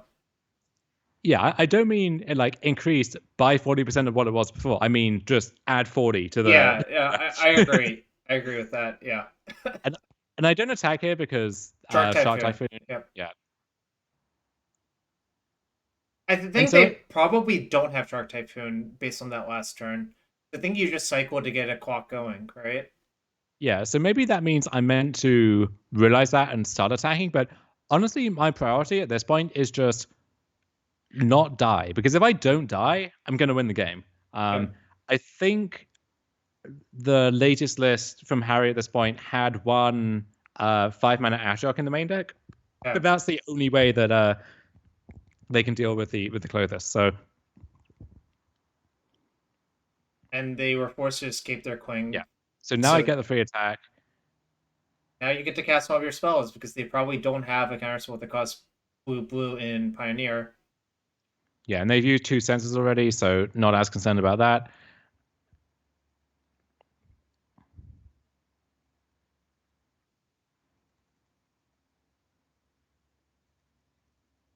Pretty academic game. Yeah, I think here I was meant to. Yeah, this just kind of like exposes me unnecessarily, I think. I was expecting Typhoon. Gearhulk actually is a fair bit worse because then I'm losing 2 things. What I think I should have done is just play these in pass, and then I can attempt the second Devil, and if that resolves, I just win on the spot. And otherwise, I'm very much in range of Clothis just killing him. You're still kind of in range of Kothis just killing them, which is the kind of the great part of it. Yeah, I mean, I'm 6 turns out, right? But that's actually not that many. And because the Cling to Dust is gone, Yep. they can't buy a turn either by exiling what I would have targeted or eating a creature to gain 3 life. So that's nice.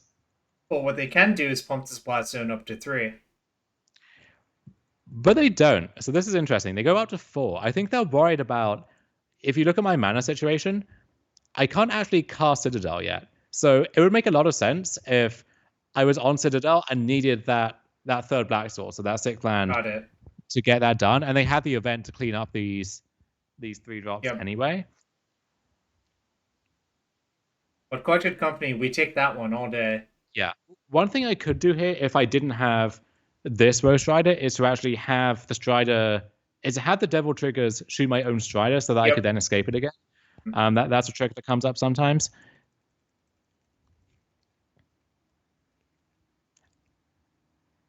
Yeah, and note here that I'm eating from my own graveyard because I don't want the card I target to be delved to dig through time. Because that buys them a turn and lets them cast their best card. So I'm just doing that, and now they charge, and I think, I take this opportunity to go for company, which is bad against another sorcery speed sweeper, like a Shadow's Verdict or something, but I'd much rather... I think I'm actually okay with that, the way the game is going at present. I agree with that as well. I just want to not die. That's all I care about at this stage. And there is the house, so it's somewhat prescient, I suppose, but... Alright, so they have... No, they're still kind of, dying, And you can play this Ghost Rider in your graveyard. Yeah, this was maybe a bad attack, because now if they do have an Ashiok and they bounce to Clothis, I'm actually in a little bit of trouble. And now they find out you only have 1 basic in your deck. Yeah. Just draw another Clothis, just in case. I'm pretty sure the second Clothis is actually a brick in this matchup. It is.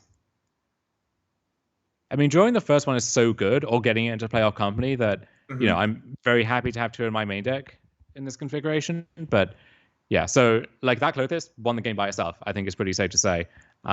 That's any other card, I think I lose that game pretty handily. But I mean, maybe I get to the point where I get to resolve this, but the Citadel, yeah. So Clothis really showing its use here. I have a question for you about that black-blue deck. Do you think it's generally a good deck in the format? It's basically like in Pioneer, the card pool is deep enough that you have these decks that exist at these extreme poles of the format. So you have these super aggressive decks on one end, and then this is the hard control deck on the other end.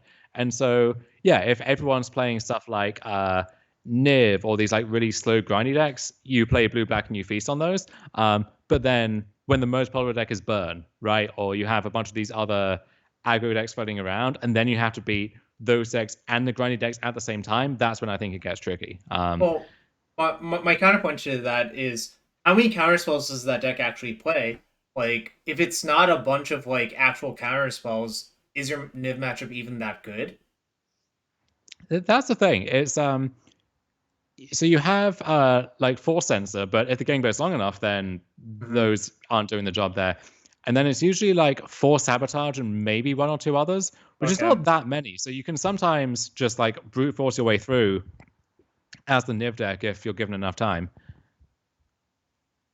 I basically have a heavy hatred of all counterspell decks that don't have any threats.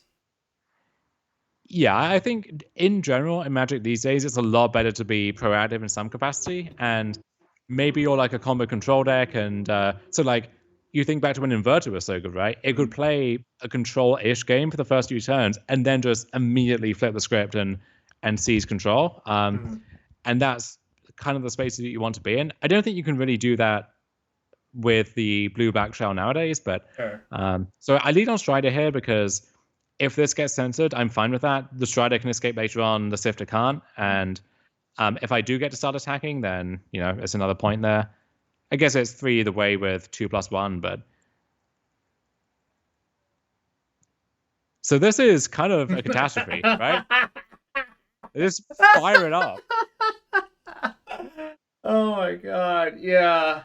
They know your mana base is really shaky, that's why. I'm just cackling because, like, this is the. This is.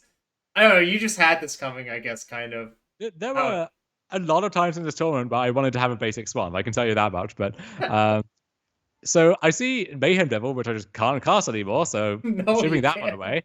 Um, And luckily, I do find the Oh, black source, yeah, so I that's get to very rare. start casting spells again. Um, and there's some debate over, do I play around Extinction Event by playing Thoughtseize instead? I decide that based on recent Goldfish lists and just how the deck is constructed in general, they usually have more Shadows Verdicts than Extinction Events. It's usually like one event, if that. We saw the one copy in the main deck game one. So I'm quite happy just playing out the Sifter instead. And then even if they have the event, I get a bunch of scries. I still have the one thing lying around. If I scry into like a Corvold or a company, the coast is clear there. Um, so I'm fine with that. And then if they don't have the sweeper, then I have a pretty decent board presence there. And the thing that I'm really scared about on this turn is actually Kalitas, which I don't really have a good way to deal with, and I'm not casting the Citadel anytime soon. So, if anything, that's the reason for Thoughtseize, if you want to do that, is to maybe nab Sure. a Kalitas that I can't kill. And, yeah, just keep Corvold on top there. And I see Dig and Shark Typhoon. And so at this point, very content just to take the Dig. I even have good attacks here. Oh, and I decide I don't want them to trade the shark for this, which is a line because they're gonna cycle this anyway. I'm pretty sure, Yep. Yep. I, and I so I don't want to lay that block up there. I think it's really good not to do that because you'd rather sack that Scion to Corvold anyways. Exactly, yeah. Yeah. Or if they draw Sensor or something, I want to have the 1 mana left over. So I go for Corvold here. I'm main phasing my spells when normally, right, you'd want to attack and then see if you can bait something out, just because let's say one of the cards that was drawn was, like a cheap counterspell. I don't want to like make a weaker attack, try this post combat, and then, I want to do this now so that I get them to commit as much mana as possible. Yep. And then if the coast is clear, then like I get to attack with this one as well, for example. You sacked Forest. That's interesting. Yeah, I figured at this stage in the game, I kind of want to keep all my creatures around. I can sack Mhm. this on demand for another Corvold set of triggers. Mhm. And then this one I can just sack to Ghost Rider as well. And so, what use do I have for the forest at this point? Like, it's actually not helping me to cast a Citadel because I need 2 more black sources anyway. If they have field, they can still take me off black, but then they can't take me off either green or red, so I'm safe on that angle. So it seemed like I just, had no Well, use for that. well, aren't you supposed to sack the red green pathway instead? I could, in theory, lose access to red then if they field me, because like I don't need second green at this point for anything, as No, far as I you. can tell. I'm talking about sacking the timber ground pathway, the red green pathway that's on green. Oh, sure. Suppose in some hypothetical universe they have enough time and field all of your green sources. Yeah, I guess so. Like, I don't think that timeline actually exists, but Well, yeah, I think what's worth actually going to considering. happen is they'll die to Corvold before any of that nonsense happens. Because that's what Corvold does. It takes no prisoners.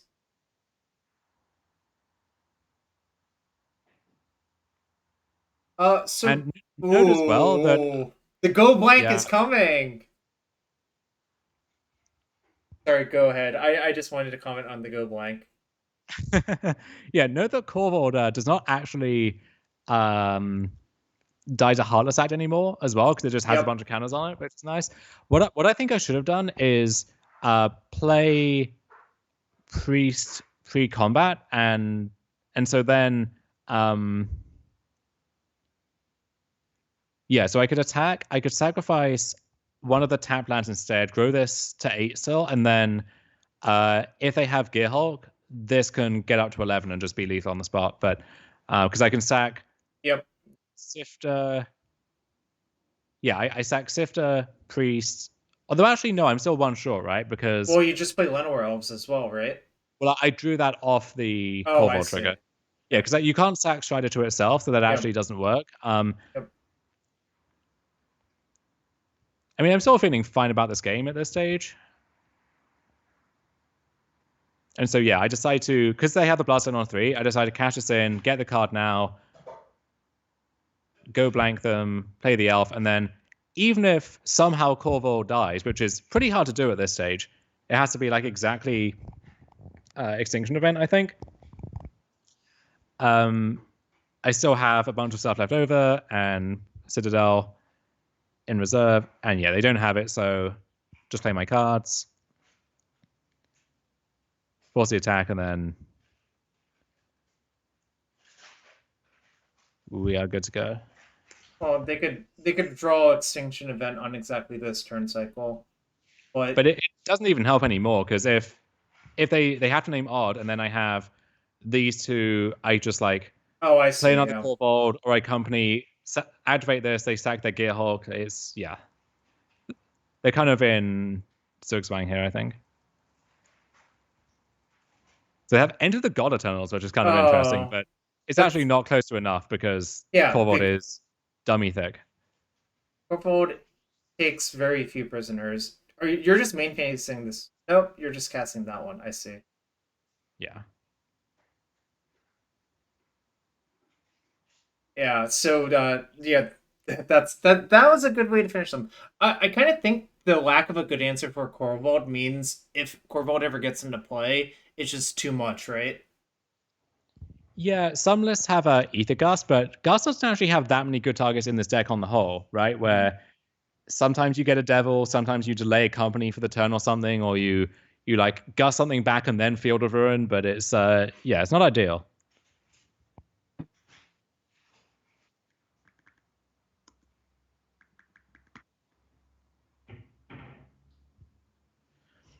All right, so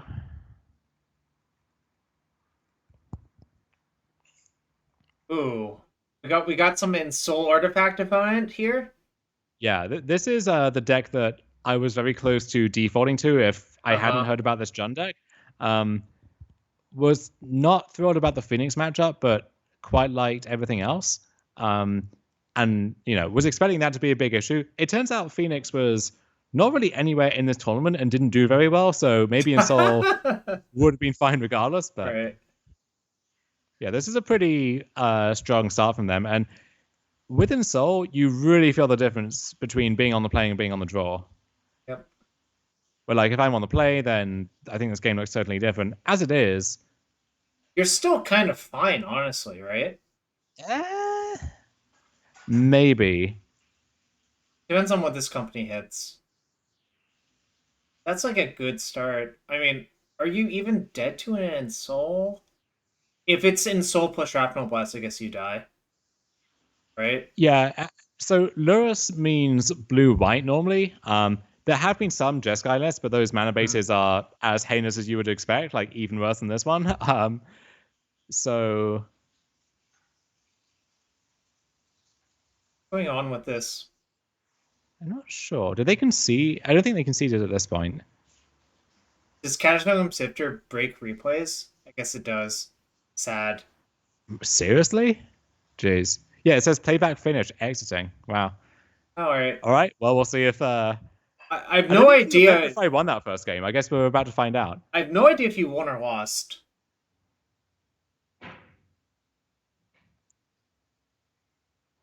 It kind of looks like you won that one actually. Oh, wow. Go me. Okay.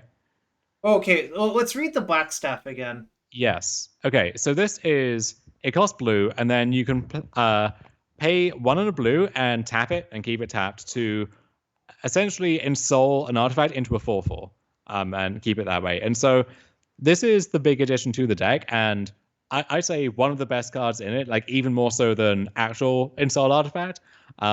Where what happens is, they animate one thing and then you kill it, and then they just animate anything else and do it, and that happens every single turn until you die. So Right. you basically have to kill every single card that could become a 4/4, and then if it's like Jund Citadel, then sometimes you just straight up don't get to do that at all.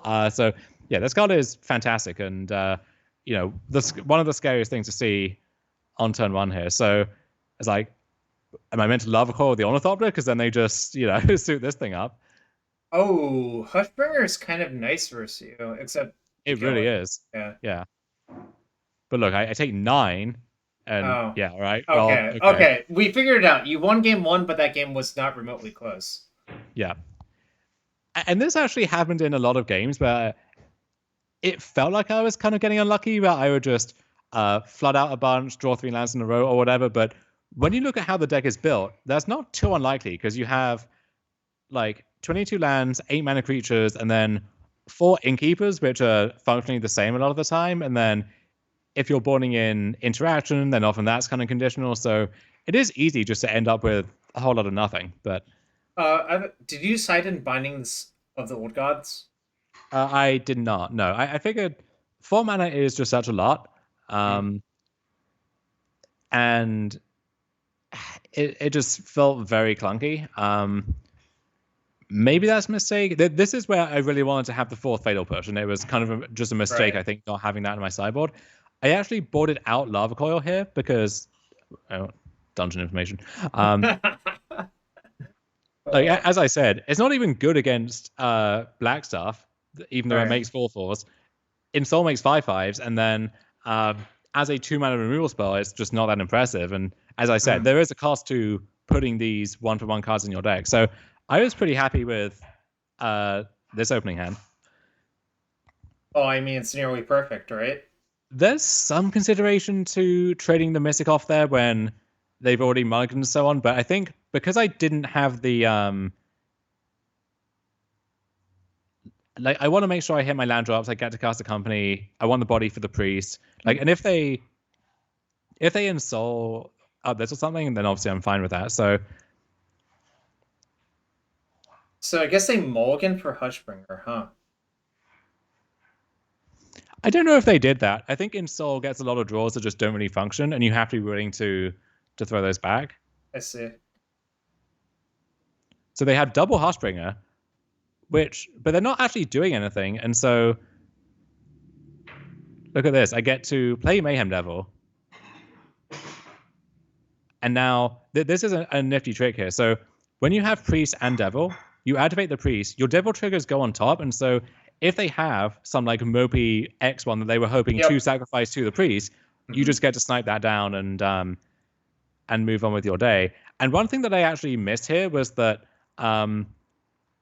when they sacrifice a creature to the priest, you get a devil trigger again because they just sacrifice something. So you got to factor that into your math there as well. And I have another priest ready to go here. So I just sacrifice the other priest and this. And so I've effectively burnt a damage on here, but not going to end up matching. This game is kind of a runaway at this point. Have 3 mana left over, can cast Innkeeper into Bow Strider again, get a damage, So just kind of went off there. And that shows off the power of Priest in these creature matchups, right? Where uncontested Priest against a clunky draw just runs away with the game. Also, their 5-card hand probably helped out things. Bullwinkle! Yeah. One of the Zoomers! Yes. Zoom, zoom, zoom. Indeed. And Bullwinkle, I will say, one of the more powerful Zoomers. And I knew coming into this, he was on the Ascendancy list that a lot of people in the group were very excited about. And so I wasn't sure exactly how that match would play out. I think, again, this is where you want to have the 4th Citadel. And so I say no vamp tutoring because he was saying on Twitter, like semi-jokingly, but also semi-seriously, that he was just effectively, vamp tutoring every turn. His draws had been that good. So I was hoping that would not come to pass here. Let me say something about this hand. This is just a turn 3 Corvold. Oh, it sure is. I mean, who's vamp tutoring now? Right.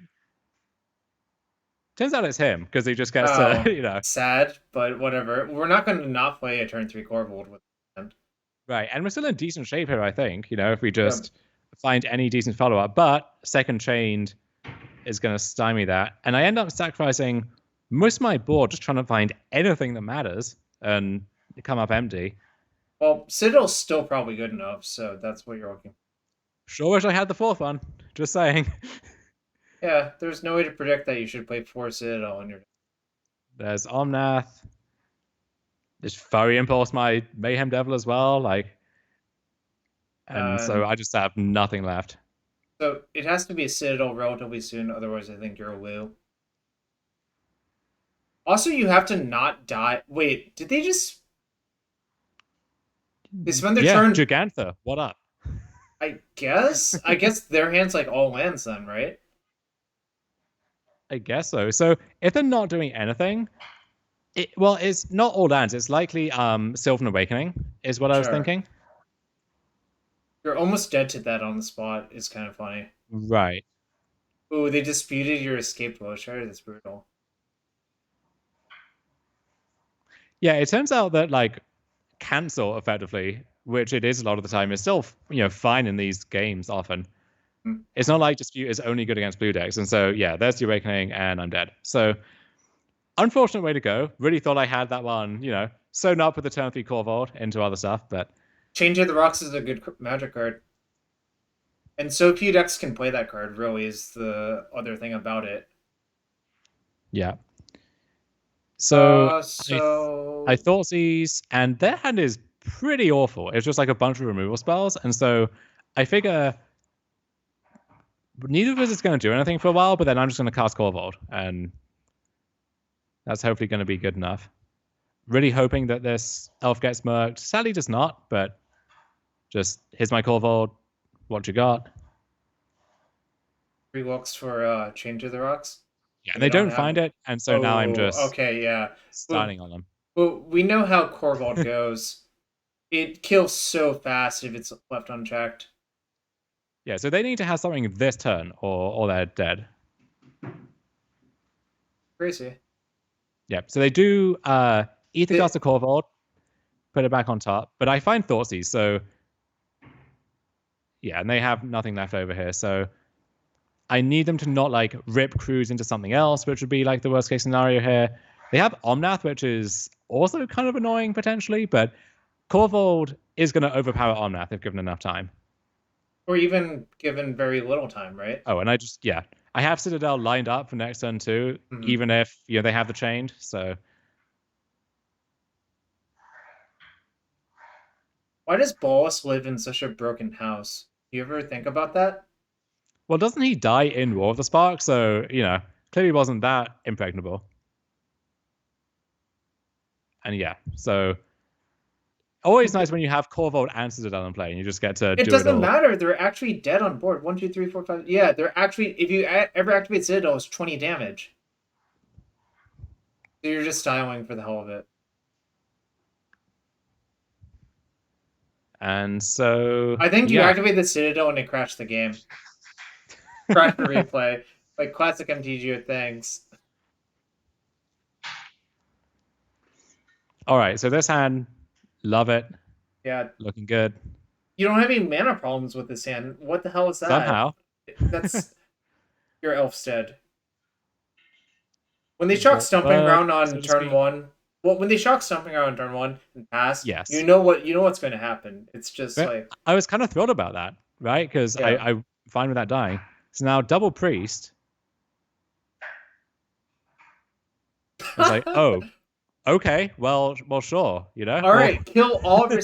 It's kind of funny because I don't even know if Priest of the Forgotten Gods is that good in this map, but it's certainly very good here. so Right? here's the joke with Priest. It's good against the creature decks, and it's good against the creature-less decks, effectively, because in those matchups, you're just ramping to Citadel, and it's very good at doing that. Sure. It's kind of at its worst against like the weird stuff in the middle, right? Where I don't know, it's kind of tough to explain, but it's nice that it's either your best board control card or your best ramp card. So they get to cruise. I mean, Corvold's like Treasure Cruise as well. Yeah.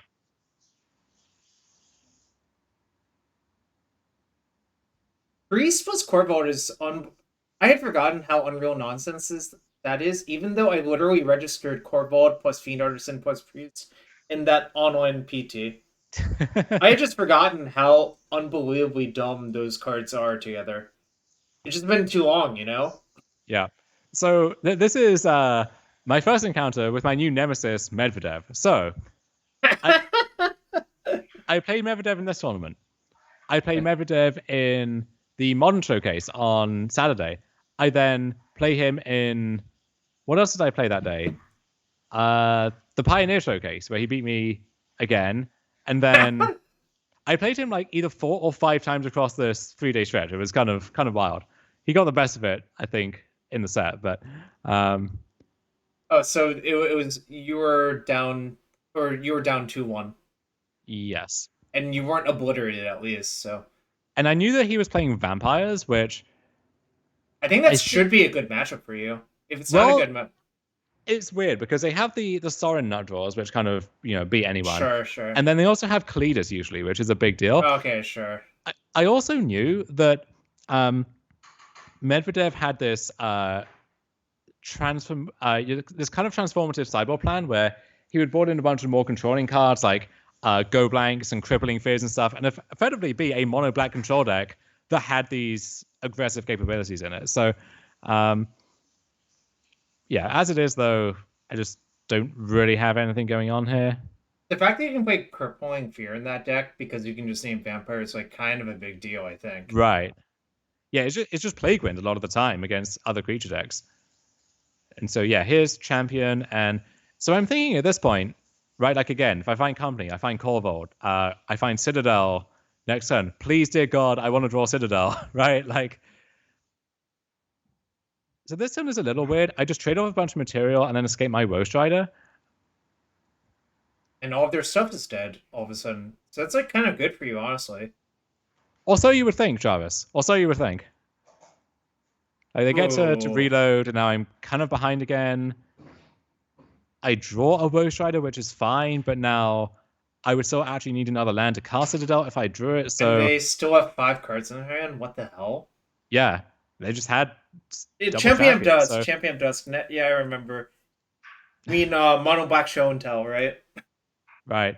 So now the game is in this kind of weird holding pattern, but they have 5 cards. They could, draw more if they want to, I suppose. If they're drawing more cards, it's probably a good sign for you. If they're drawing more cards with 5 cards in hand, that's a very good sign for you, right? Yes. So here's Cletus, and now the game is now game's over. You're Lou. Like, yeah. For all the things we talked about, rest in peace, not defending the deck that much. Cletus is the card you want versus deck. Like, it actually just like poses you, right? Yeah, I think if you buy into that idea of Jund is good versus creature decks and worse versus the other decks, then if you think there's enough creature decks around to justify that, then Vampire starts to look good too, because it's also good against the creature decks, but then also you get to leverage stuff like Cletus against the sacrifice decks, and again, you can still not draw anyone with Sorin and so on. So I think that's a fine choice. There is. I think if that deck gets another like good 1-drop Vampire, then it's just going to be completely bonkers. But that's the one limiting thing at the moment, is its curve is like pretty high a lot of the time. But yeah, if it gets that, then beware. Too bad you can't play 8 Knights of the Ebon Legend. Or Knight of the Ebon Legion? Yeah. If you could play 8 of that card, the deck would be like insane, obviously.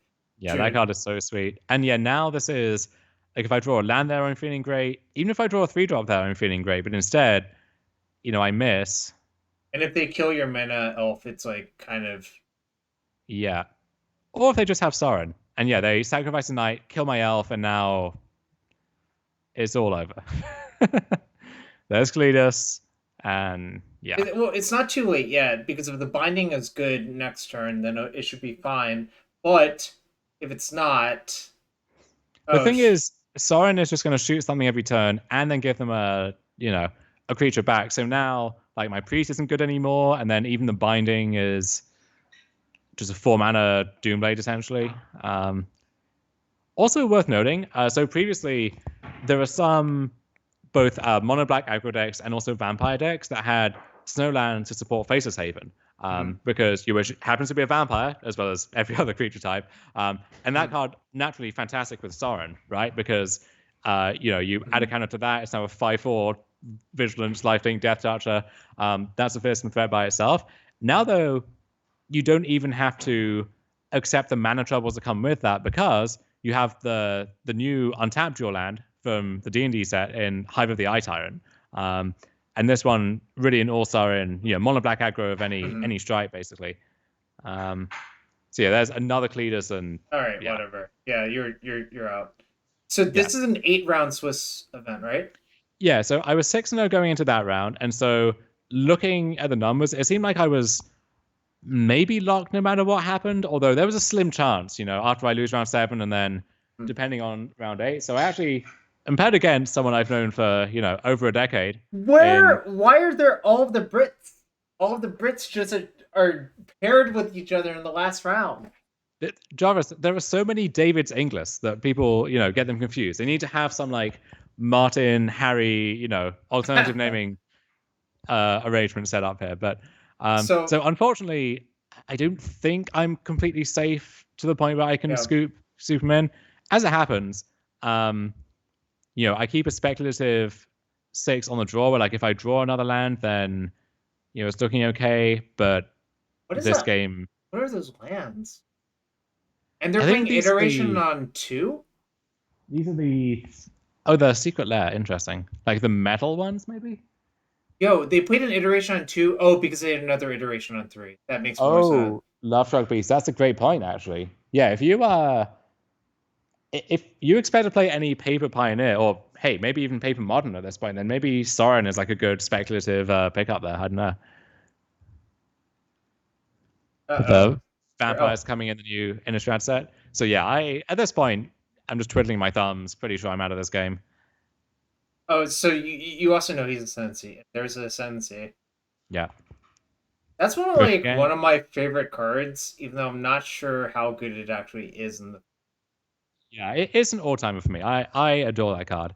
And I think that this was another thing which, when Pioneer was announced, people were like, oh, there's going to be some good Ascendancy combo deck that never materialized. But this is what the Zoomers, and specifically Tristan Wild LaRue, I believe is how you say it. Mm-hmm. So who is the biggest iteration simp I've ever met in my life. The man loves an expressive iteration. Thinks it's the best card in any format you can play it in. Tries to play 4 wherever possible. And so he was very well placed to identify that actually was the exact card that this deck was missing to put it over the top. And also the idea to hybridize this combo with the Omnath and like Growth Spiral Shell, where like this basically is an Omnath deck the way he described it. But it's, instead of playing these 5-drops like, Nissa, Escape to the Wild, the stuff which is only really at its best when you have Omnath, you just get this like compact combo that can threaten to turn for them instead. For what's worth, I'm also actually a big iteration simp. Stefan and I tried to build a vintage deck that was just straight blue-red. Because the issue with iteration and vintage is the mana cost, right? So you're not really allowed to put it in like a 4-color PO deck or whatever. So the home for it is like a 2-color blue-red deck. The problem with that deck was it was just underpowered. Like, yeah, because you only play with like, your broken cards, but you don't have that many of them. It was basically just like a legacy deck that happened to have Ancestral Time Walk and Strip Mine, I guess. Mm-hmm. So I get to the point here where I finally have built up like a somewhat decent board, but looking No. over at Active Ascendancy, 5 cards in hand, like I'm pretty sure I'm dead regardless. I'm not getting to untap here. And sure enough, there's the cruise. Every spell Okay, has a yeah. mana Yep. discount with Yep. character Ascendancy, and there's the Awakening to slam the door shut. So at this point, I'm almost kind of hoping that like I lose, and so David gets in, and then I also get in with my breakers. But like I can't be sure, right? Which is the problem. Like otherwise, I just probably would have scooped So, anyway. well, let's check your sideboard real quick for this matchup because I'm kind of curious. Because Yeah. there's a lot going on. So I have Thoughtseizes, Binding, and Back to Nature in the deck. Could make a case for Go Blank potentially, but like that's a lot of stuff, and I think I mostly, want to keep it lean. Could consider Corvold as like another top end payoff. And this hand has a lot of upside, but is leaning pretty hard on company. But you were saying, Jarvis. Well, the thing about Corvold in this matchup is I'm not particularly thrilled to just get it chained, is what I would say. Like I think that's a knock against it, and that's probably enough. Plus your curve kind of gets messed up if you just have 2 more 5-drops in your deck. I think is the other issue. So here we have our first turn 3 Citadel of the tournament, which may actually have been a mistake, just because I know David has a wilt in their sideboard, and if this gets wilted, and like, so I brick here, this gets wilted, and then maybe like my company whiffs and I just have nothing left. Whereas if I Thoughtseize and company, and then just Citadel next turn, it's pretty hard to imagine how I lose from that spot, right? The other thing too is I've seen David's list. They did reveal Gigantha, which I know means they have the Supreme Verdicts in their deck. And so, again, this is another way this game could go south, right? As if my next, like, 3 or 4 cards are nothing, I get Verdicted, and then, So I actually think I should have Thoughtseize and then Companied, but as it happens, they expose the Ascendancy, but they're not going to get to untap because I off for the mean, races. Bolas Citadel doesn't let people untap if you get another turn with it. Yeah, and game actions, game objects, game actions. You're manufacturing game objects. I don't think I've demonstrated a loop, but it wouldn't surprise me if I've. There are no. Here's the thing: your deck doesn't actually have any loops because I know. There's actually a maximum amount of objects you can make in this deck. Are you saying if this program will halt, Jarvis? This one, yes. In general, no. If you give me an arbitrary program, I would know. I do not know if it will halt. Thanks to a British computer scientist named Alan Turing. Yes, rest in peace. I decided not to expose the cheeky Back to Nature here because that might matter next game. Well, also it was a last minute add to the sideboard as well, so I don't think he'll know about that one. But in game 3 here, and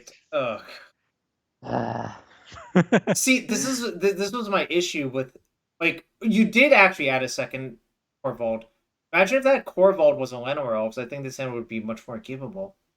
Yeah, so I have to mulligan, but this hand actually... Okay, so I can't undo that, and if I did, it would probably crash Moto because, But so that 7th card was a Collected Company. I agonize over what to put back from this hand. Would you have done the same thing here? I think personally I would probably bottom Citadel, but it's definitely close. It's definitely one of those 2 cards. I don't think you're allowed to... I guess you could make a small case for Back to Nature as well, though, right? You could. I think that Back to Nature, the upside is so high. If something's going to stop me from getting to Citadel, it could be like a chained on a priest, let's say, right? Yeah. And then also, if they do go for a fast combo, then that's like the only answer I have, basically. So, like, if this is my 7, I would just be over the moon, right? But having to put something back, I think Company is the most variable card in terms of its impact, and also one which I don't actually have a direct route to casting just yet, if that makes sense. So I think it's a tough decision, but I think I stand by putting that one back. It's definitely close. Like, you'd... And pretty happy to draw the land there, actually. Like, it's not a red source, which is a little unfortunate, but Second Priest not doing too much for me, sadly.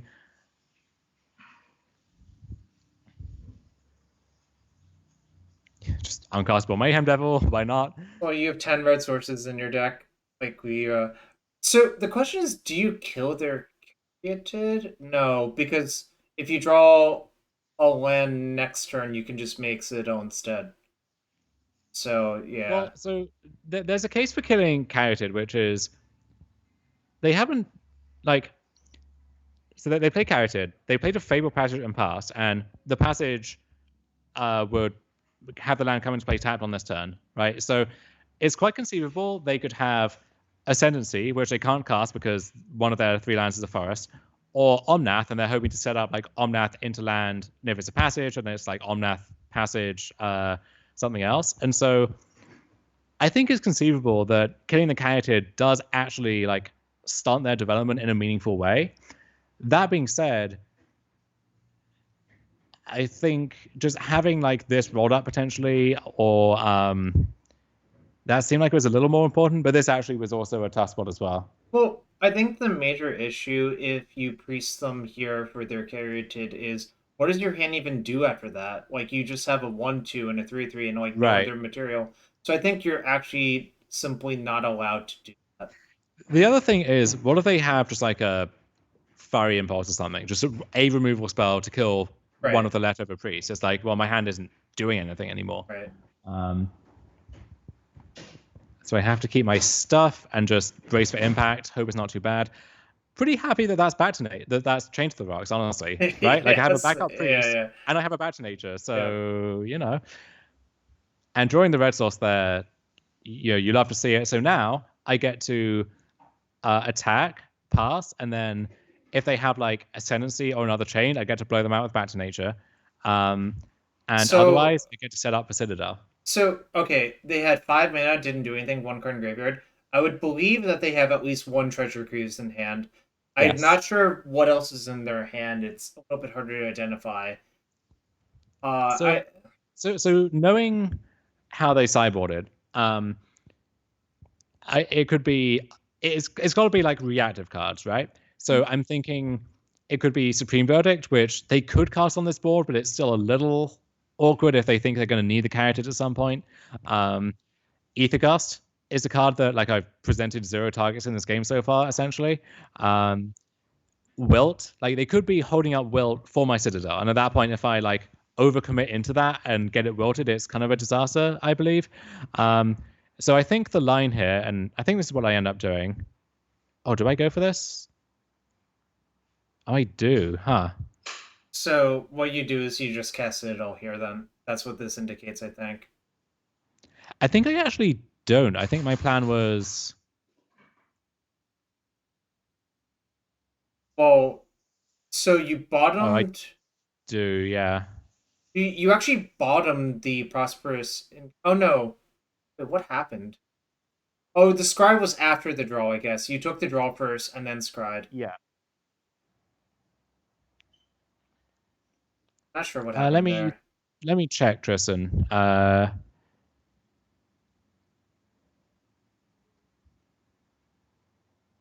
was this?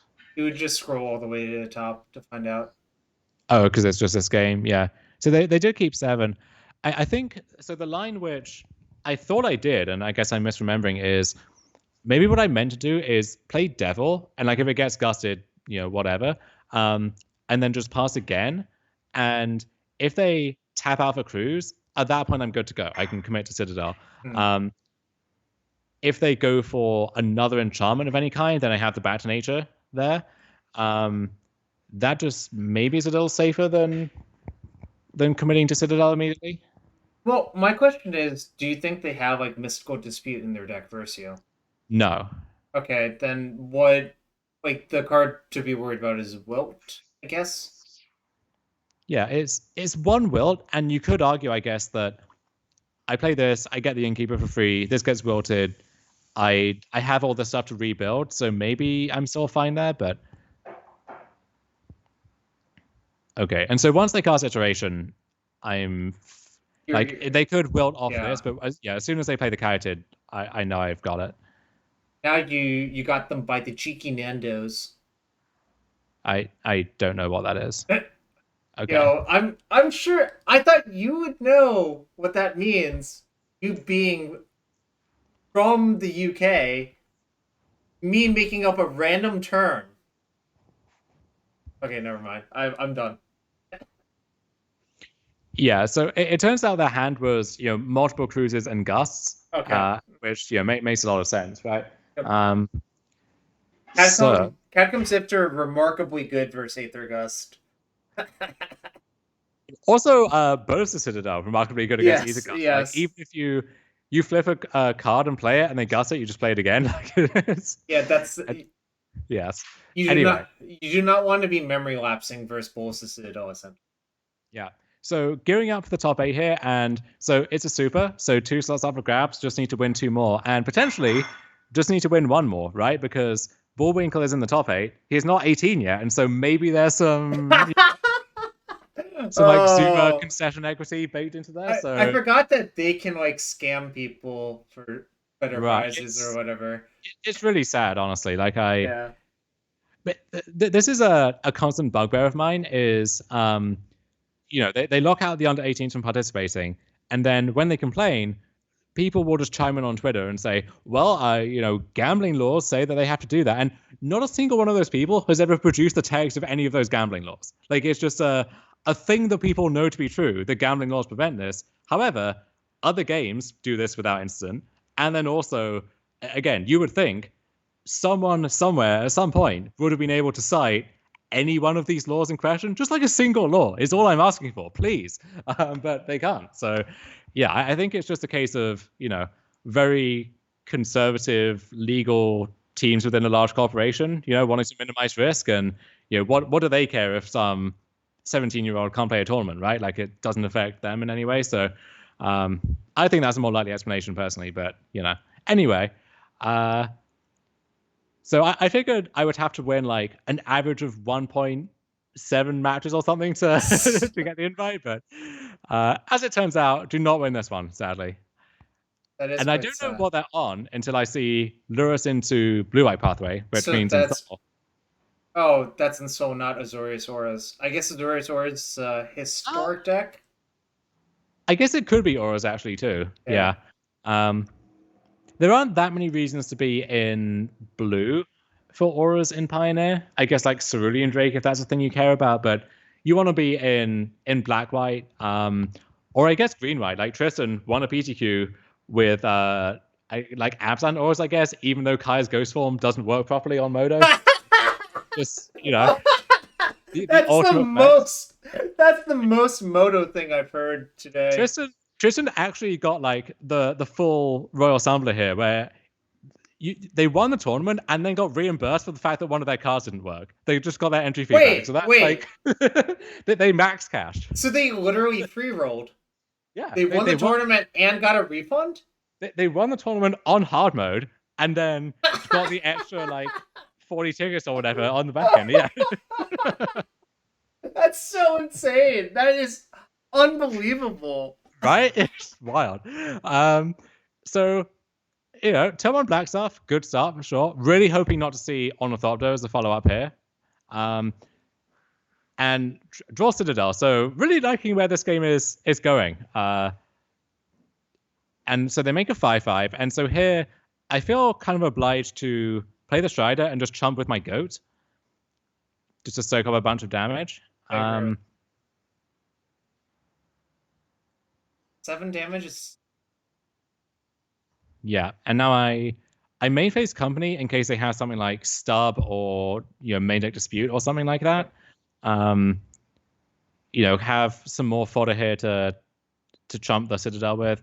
And so now they get to this is cute. They install the Ghost Fire Blade, so that unequips it from the Citadel, but it spreads their power across 2 attackers. So now, Yep. I can chump one of these, but then I'm still taking damage here. And even if this were to die somehow, well, sure, they untap the staff, they animate the Serpent, which is a 5/5, thanks to the counter it's got on it, and keep going. So you see how the Black Staff just does such good work in this deck. And, okay, this is maybe a tournament losing decision, I don't know. So I think in real time, I guess I skipped over this on the replay. I really thought for a while about this because I want to be casting Citadel, right? Because I think I don't think I can really rely on Priest all that much. I'm just having to feed too much material into that. I'm gonna have to cast a Citadel at some point. You know, I'm chumping at least one thing every turn. So if I'm casting Citadel, then I know I have to use the Priest, and I want to maximize the odds that the Citadel wins the game right away. And so I want to, have a land drop left over, for example, right? In case I hit a clump of lands here, don't want to keep sacrificing stuff to the Strider. On top of that, I think that life total is actually unlikely to be a limiting factor this turn for the Citadel itself, right? Because, maybe I have to cast a bunch of 3s and 4s or whatever, but I can engineer some of that with my Strider. And if if I hit an Innkeeper in here at any point, then life just isn't a concern anymore. So I figured just taking the damage was the best way to actually set this up. And then my thought process was I can still just chump next turn, right? If I leave something back to block, or doing it this way means I have mana left over to actually cast a Elvish Mystic. One thing I have to be concerned about is, let's say I make them sack for the Priest. They lose the Ghost Fireblade. So then they untap the Staff, they animate the Serpent. This is a 5. And then if they have like an Ensoul or something, this can actually, or like if they, like there are ways that I could just take a bunch of damage out of nowhere is what I was thinking. Right. So I end up doing that. And so here's... From a strategic standpoint, I think that's right, because I think it's too hard to win with the material without. Yeah, oh, wait a second. Did I fuck this up? Did I just not tap a... Did I not tap a Mystic? Yes. What? Oh, that's kind of bad. I should check that.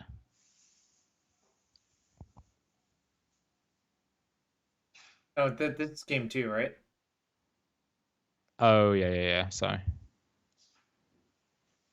It looks like you did not float from the Mystic. I agree. Okay, that's pretty awful then in that case. Think just... Bearing in mind, this tournament started at 5 p.m. my time, and this is like 1 a.m. 2 past a.m. midnight. Yeah, like it's... Yeah. So I'm just definitely, Tired. leaving money on the table, so to speak. Yeah, so this is the turn, right? Yeah, they do this. I take it. Okay. No, you have 2 green floating. Oh, I did. Okay. No, it's fine. All right. Well, that makes me feel a little bit better about how all of this transpires. Okay. I skipped through it. So, yeah. All right. So here's the decision that I had here. So I had Overgrown Tomb on top. I have a Shock Land. I played my Devil. So what I can do is I can play this tapped, but then I won't get to cast the Elvish Mystic. Mm-hmm. Alternatively, I can play the Pathway from my hand, play the Mystic without taking 2 life, but then the Tomb is on top. So my Citadel chain has stopped for this turn, and I'm going to be drawing the Overgrown Tomb the following turn. Unless, I can block and then maybe sack away the Tomb or something. So my thinking is, okay, what do I have to worry about? So if they untap, and let's say they have an Ensoul, they Ensoul this. This is now a 6/6 Stonecoil Serpent. They attack, and it has trample, so I have to block here.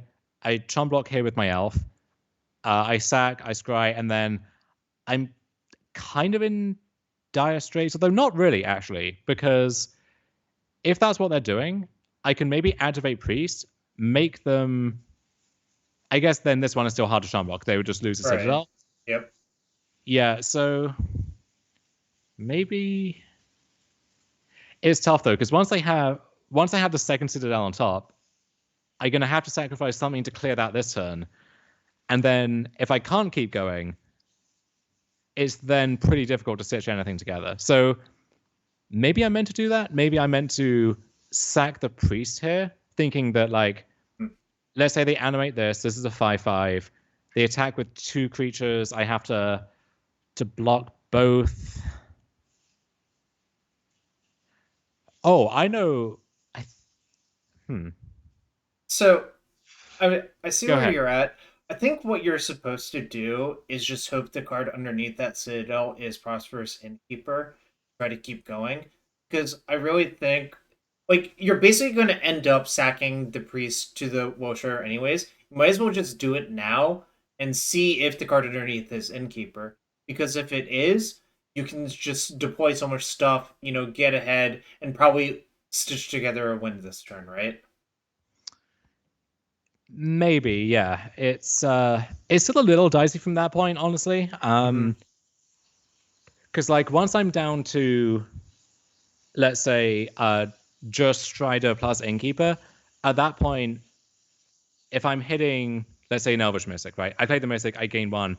I then have to sacrifice the Mystic just to keep the chain going if I'm scrying. So I don't necessarily gain any traction that way. So Well, you can play two Mystics, right? So like you I actually yeah, you yeah, have yeah, that's right. two more bites at the apple, plus they gain you life as well if you hit the innkeeper. I think all of this really does not work if you do not hit innkeeper, obviously. So like Yeah. I mean, so there's a definite drawback to trying to do that. yeah, I guess the question would be then is what are the odds that I can win the game? So I think what I was maybe hoping for here was, um, let's say I just like turtle up, right? I play these Yeah. 2 creatures, I pass a turn. If they black stuff there's an attack, I block the serpent with Strider, Mystic, Mystic. I chump block Citadel with the Devil. So then Devil dies, they lose a serpent.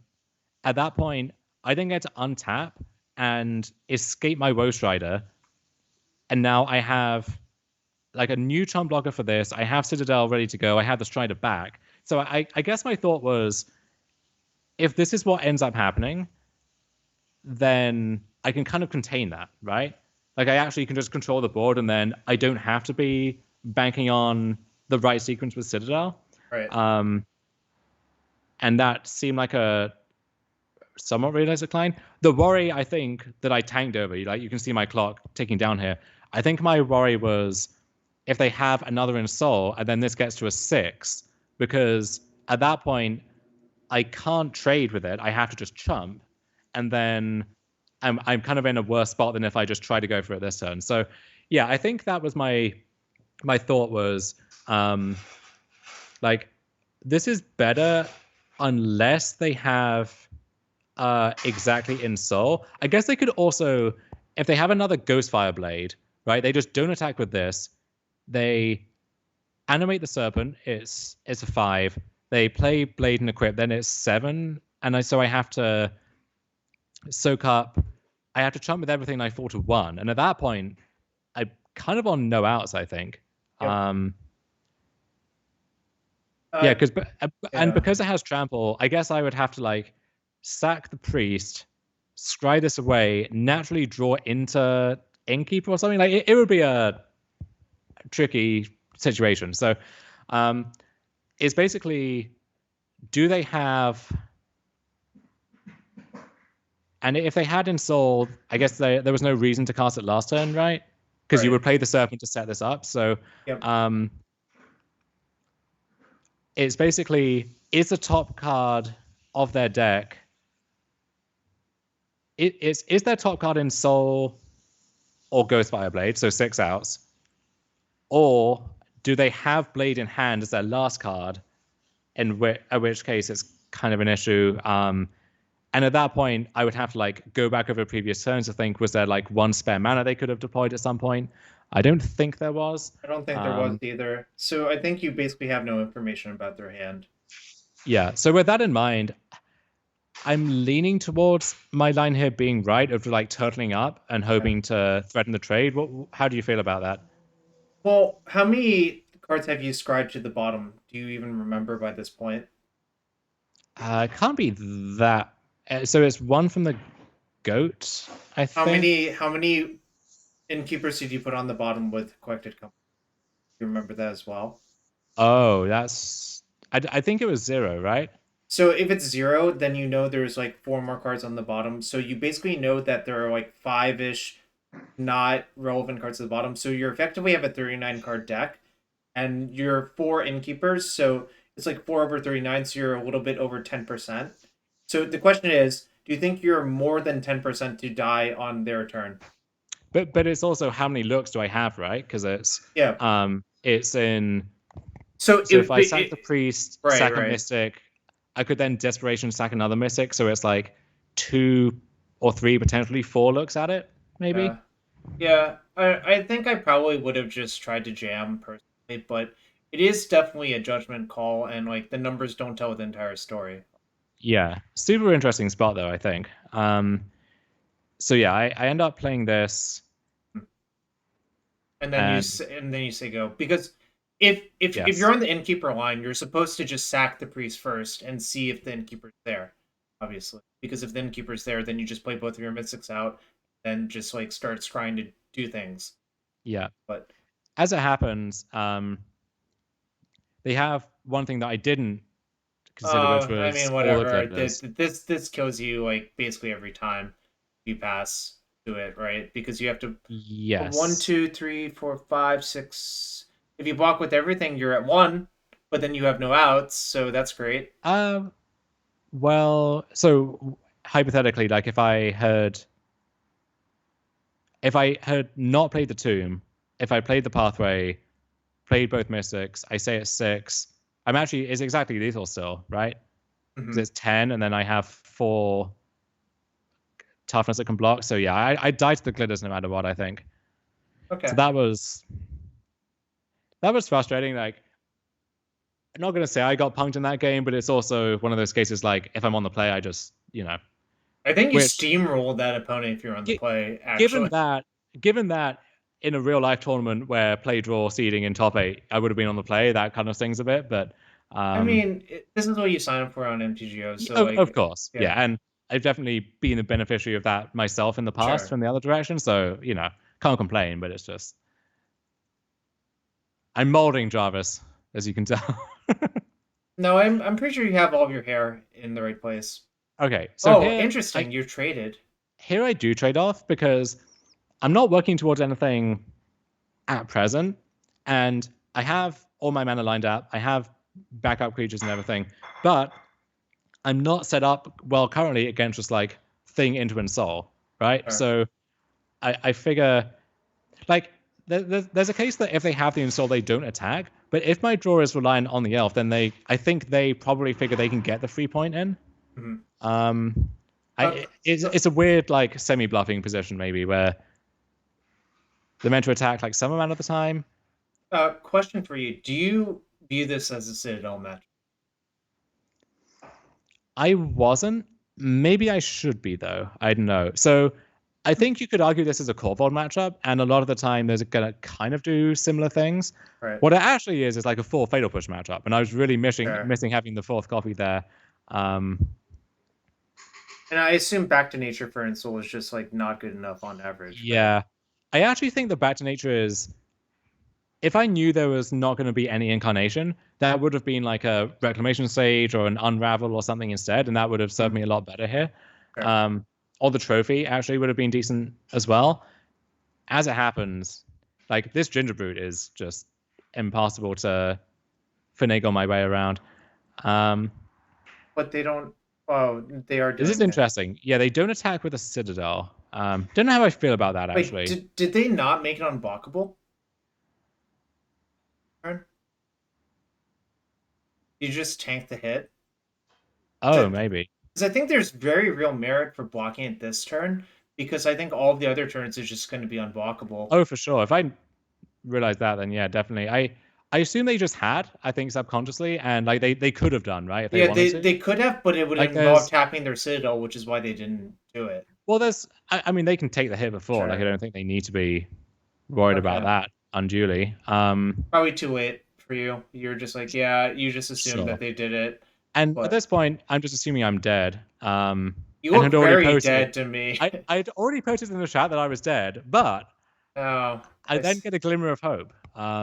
Wait, how's that a glimmer? You go to 9. Oh, I guess if they have nothing, then maybe this can win you the game, right? Right. I mean, this Yeah. is That's 7 uh damage, so you go to yeah. So I 2. get in theory, get at least a turn, right?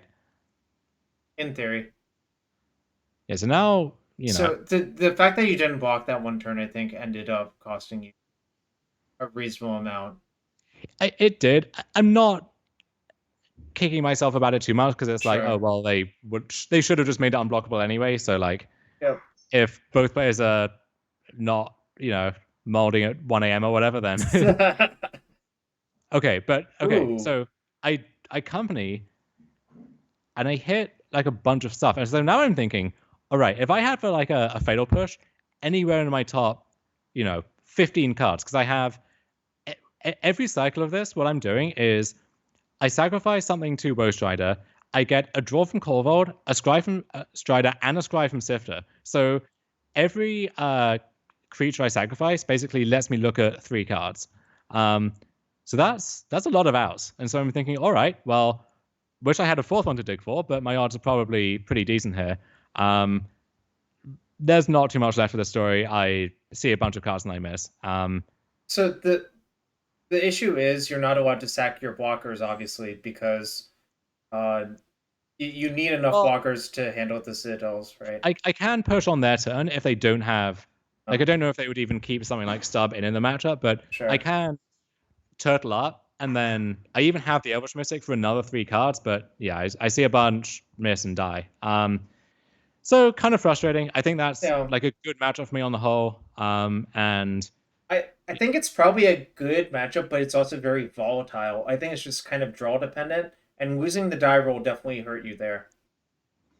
So yeah, definitely. I mean, it's hard to complain about making top 8 one of these big events, obviously, because it's just very difficult to do.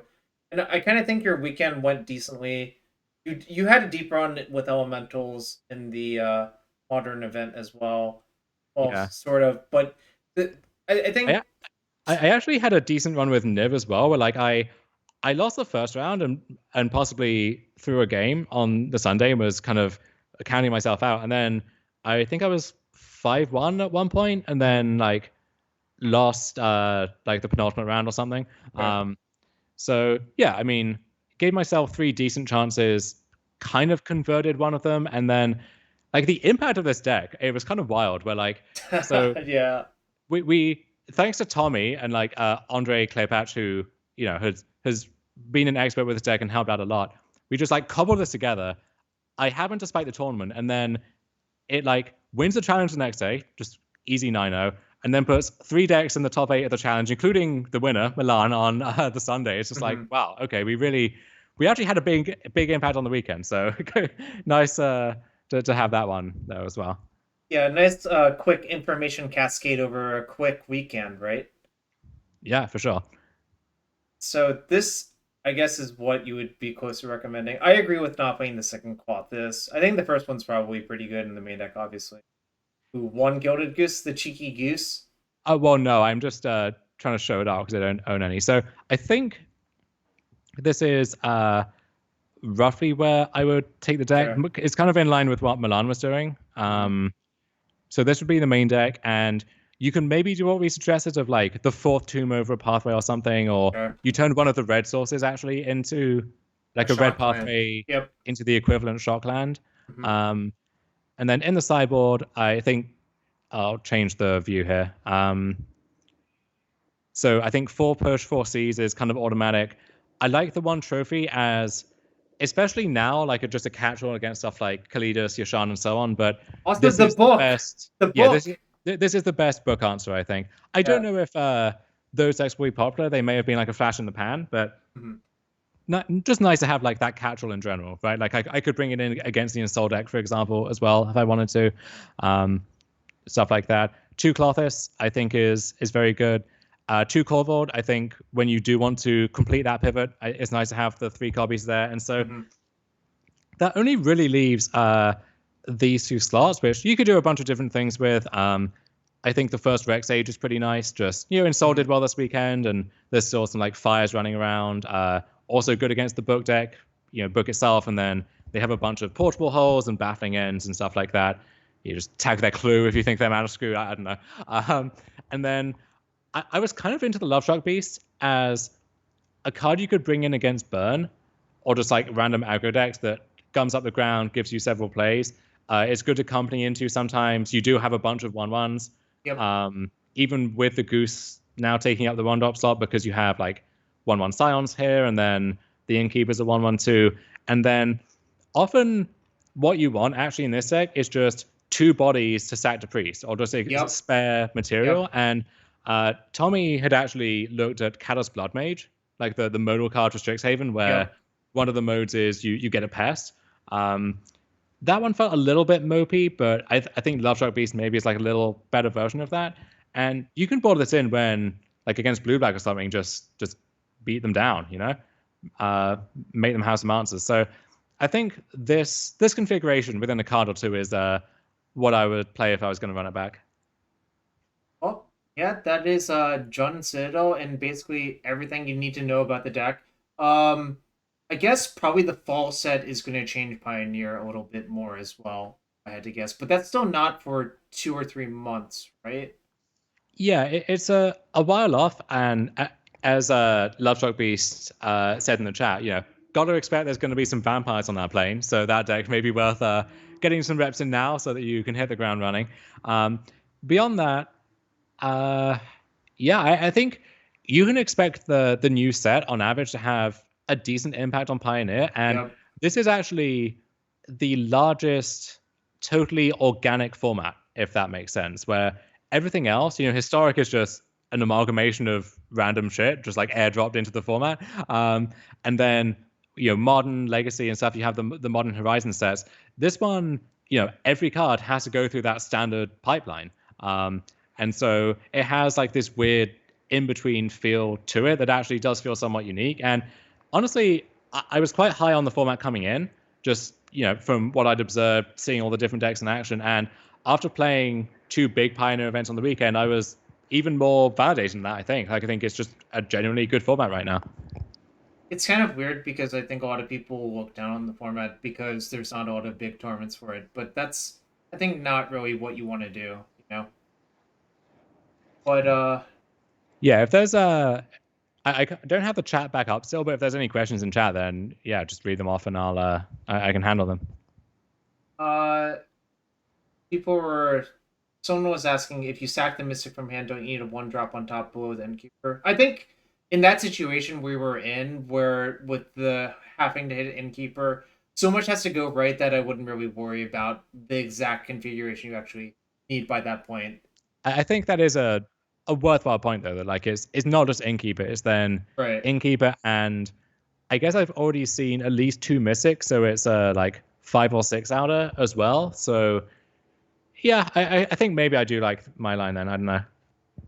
Yeah, maybe. Obviously, you're gonna die to all that glitters every time there but that's okay. Sometimes you die to cards that people draw. Are there any other questions? Oh yeah. How did you actually feel about elementals in the modern? I was high on it and I like advocated for it for a while actually. Yeah, so I think it was a good deck, and this was its breakout weekend, so to speak, where it was already a known quantity coming in. Canada had won the challenge the previous week, so people knew that the deck existed and was good. This is where it really broke onto the scene. Having said that, so you might think, all right, well, he played the deck that did very well and took the format by storm, so that's a success, right? But I actually think the deck that I was going to play coming in, which was just running back the Bring to Light deck, I think that deck is both still very good in the format and very good against elementals. So I think that my original call also would have been like the next level call from the event if I thought everyone else was on the same page as me. So elementals, I think, is definitely a good deck. There's some tinkering you can do, like the card choices. The build that won the challenge, actually, it had just like a bunch of absolute junk in it. The one thing I did like from that deck was the Tangled Florahedron. I had a lot of games actually where I would have like a 2-lander with a Harbinger or something, and just the ability to Harbinger for a land to set up my future plays would have been really vital. And it lets you run a slightly higher land count because if you draw it late game, well, hey, it's an elemental, right? You can cast it, flip something to Reef, or you can pitch it to your Force of Vigor or your Endurance or something. So I think that's a good innovation. Wouldn't touch the, some of the other stuff present there. But yeah, on the whole, like the deck a lot. Super sweet deck, really fun to play. The mirrors are absolutely wild, by the way. If you haven't had the experience of those yet. I do not think those mirrors are really great or fun to play because I think essentially the same thing happens in most of them is whoever gets Reef Advantage is like very heavily favored to win. But Fury makes it so that if you commit too many, they'll die. So it becomes a really very annoying game to play is how I would put it. It's like a 4-dimensional Uno, basically. It doesn't resemble a normal game of Magic in any way. I don't. And also, like, decking could hypothetically happen, except you're one of Endurance in your main deck to like shuffle everything back in. So I don't know what's actually supposed to happen, but I suspect in a lot of the games where someone doesn't get 2 Reefs Furied, that person with 2 Reefs is probably going to win. Yeah, so. I don't think decking really comes up in practice, but it's weird where, like, because it's a mirror and you all have the same creatures, like the boost from Kahira actually is surprisingly relevant because it lets you attack, they can't block, and now you have all your stuff back on defense. And so you end up in these weird spots where if one player has the initiative for any brief moment, they can just like get Kahira, play Kahira, attack, and threaten like a big burst of damage. But there's also weird stuff like, so for example, Teferi is a great card in the deck in general. Yep. Also great in the mirror because it shuts down ephemerate lines. Yeah. It means they can't solitude through your ephemerate lines. And so, like, okay, you play Teferi, you tick it up to 5. That means it can't get Furied. But if you ever tick down the Teferi, then they can Fury, stack the triggers so that the Fury damages the Teferi to kill it, and then ephemerate with the Evoke trigger to get that back. So in theory, that's safe if Teferi's up on 5, but if they have red and 6, they get to ping the Teferi and then Fury and do that thing. So there's a whole lot of like weird ways that cards line up. It's truly bizarre. Yeah. I think it's probably more fun to commentate than it is to play, frankly. It's the sense I get there. That's my 100% read on that, and I don't really think that matchup is fun to play, like that mirror. I also am sad that you lost the person that chose to put like Thunderkin Awakener in their deck and whatever, because those cards are like, in my opinion, not very good whatsoever. In a way, it's validating because it shows you can just clunk up a deck, you can like wreck the deck, so to speak, and just win anyway, right? If the shell is that powerful. And some would accuse me of having done that myself in my day. But it did feel weird to like beat Canister in a mirror after his success is what led me to pick up the deck, right? And then just lose to this, the clown shoes version the next round to, not be eligible for top 8 anymore. But so it goes. All right. So one last thing before I let you go, I'm gonna open this chest because Stu did sub, and you gotta comment on these cards while these cards suck. All right. Okay. Read them off to me. What have we got here? 5 play points. Eliminate the competition from Kaladesh, which is 4 and a black. Sorcery, as an initial cost to cast a spell, sack X creatures, destroy X creatures. This card was it really overrated or really underrated in Limited? I know it's one of the two. I believe that everyone correctly rated this card and never put it in their decks because it's quite bad. The only way you break the symmetry on this is servos. That makes sense. Yeah. All right, Stromkirk Occultist. This is from Eldritch Moon, a banger of a set. One of Ari's favorite sets, actually. Oh yeah. 2 in a red. It's a vampire horror because the trick of this set was the Eldrazi kind of infected a lot of like random creatures, and that's why you see like the little like, what would you call those, like dangling like worms? The tags. Yeah. Oh yeah, the tangling whatever. So 3/2 trample. Whenever it deals combat damage to a player, exile your top card and you can play it until end of turn. But it also has madness for 1 in a red. I think this card was pretty good and limited, and everyone knew it was good because it also has madness for 1 in a red. So like, how can it be bad, right? Yeah. All I'll say is I'm excited to see which plain gobbling entities are going to get trapped in the moon this time around for, this latest derivative visit to a, much milk plane. I don't know. Actually, that chest is boring. We're going to open one more. Okay. Because we're chasing. God damn it, I regret everything. This chest is also boring. All right. Actually, give me 5 words. Or give me a paragraph on Greenbelt Rampager, because I'm sure you have a lot of words about this card. Oh, this card is not boring, Jarvis. This one's a banger. So this one was cute because you could play it, crew a vehicle, return it, and then repeat that trick over and over again. If you had Lifecaster's Bestiary was like the kind of grindy card in a lot of those green mirrors, you could just loop this over and do that. You could, if you had other energy sources like Ether Hub or Long Task Hub, you could intentionally drain your energy to get more castings of this if you had one of those other cards. And it's the elephant in the room, Jarvis. How can you ignore it? You can't. All right. Retribution of the Ancients. I think you can ignore this card relatively often. You probably did, except in Limited. And this was supposed to go with the Outlast cards because this is like an Abzan card. I'm sure this was pretty good in like Emma's Proliferate Cube, and that is the only time it has ever, seen play in anything. I don't think I've ever seen anyone cast this card in a standard format whatsoever. So, like, I don't... Yeah. Basically, draft only. Yeah, Greenbelt Rampager has probably made a PT top 8. Although, that Pro Tour Aether Revolt, and specifically, it was actually dominated by Veteran Motorist and Unlicensed Disintegration and a bunch of heinous mana bases is how I would put it. The mana was awful, but people were just like, yeah, we have to play Disintegration and Motorist. And then one of the teams chose like, yeah, we have to play Metallic Rebuke as well. And I'm just like, that part was not advisable. The thing is, at the point where you had Spire and Hub and like free-ish Spire Bluff Canals and Cultivator's Caravan, you could kind of get away with it. And like Paolo, No. Well, so the trick that Paolo discovered was, all right, well, what if we just put the blue lands in our sideboard because we don't have any more good cards to put in our deck, so we'll just, we might want the Rebuke somewhere, so we'll just do it that way. Yeah, Aetherworks Marvel was technically by that. No, wait, yeah, it was still a thing. They hadn't it wasn't good at that point though. It was a few months later when, Saheeli got the axe and so on, that deck just took over everything too.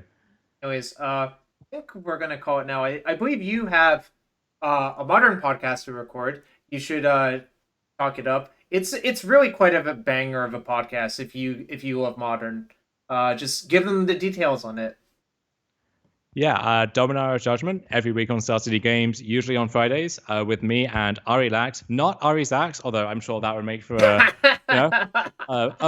playable podcast at the very least. Yeah, a lot of fun. Ari, one of the best minds and players in the game for over a decade. Always good to pick his brain about things. Always has uncompromising takes, hot takes, if you will, that you can listen to there. And I'd like to think we've been somewhat prescient in terms of, we were talking about the Elementals deck before this weekend, talking about the creativity decks, the Bring to Light decks, and all of those had a pretty good time. And just kind of tracking the evolution of the format in one of the most exciting times for it with the release of MH2. So yeah, a ton of fun to do that every week, and hopefully this episode will be fun for people as well. All right, I'm gonna let you go because I do think you have to record that podcast. So thanks everyone. Well, not tonight, I don't think. So nice. You're just trying to get me out of here, Jarvis. I appreciate it. Well, I was not, but I was trying to keep you timely for your other commitments. Me not knowing that you had no other commitments, obviously. Well, I do have a date with my cat. I have to cuddle him, maybe feed him. Oh, see, you're so British. You have to take care of your cat. Just like squish him behind his little ears, just the whole shebang.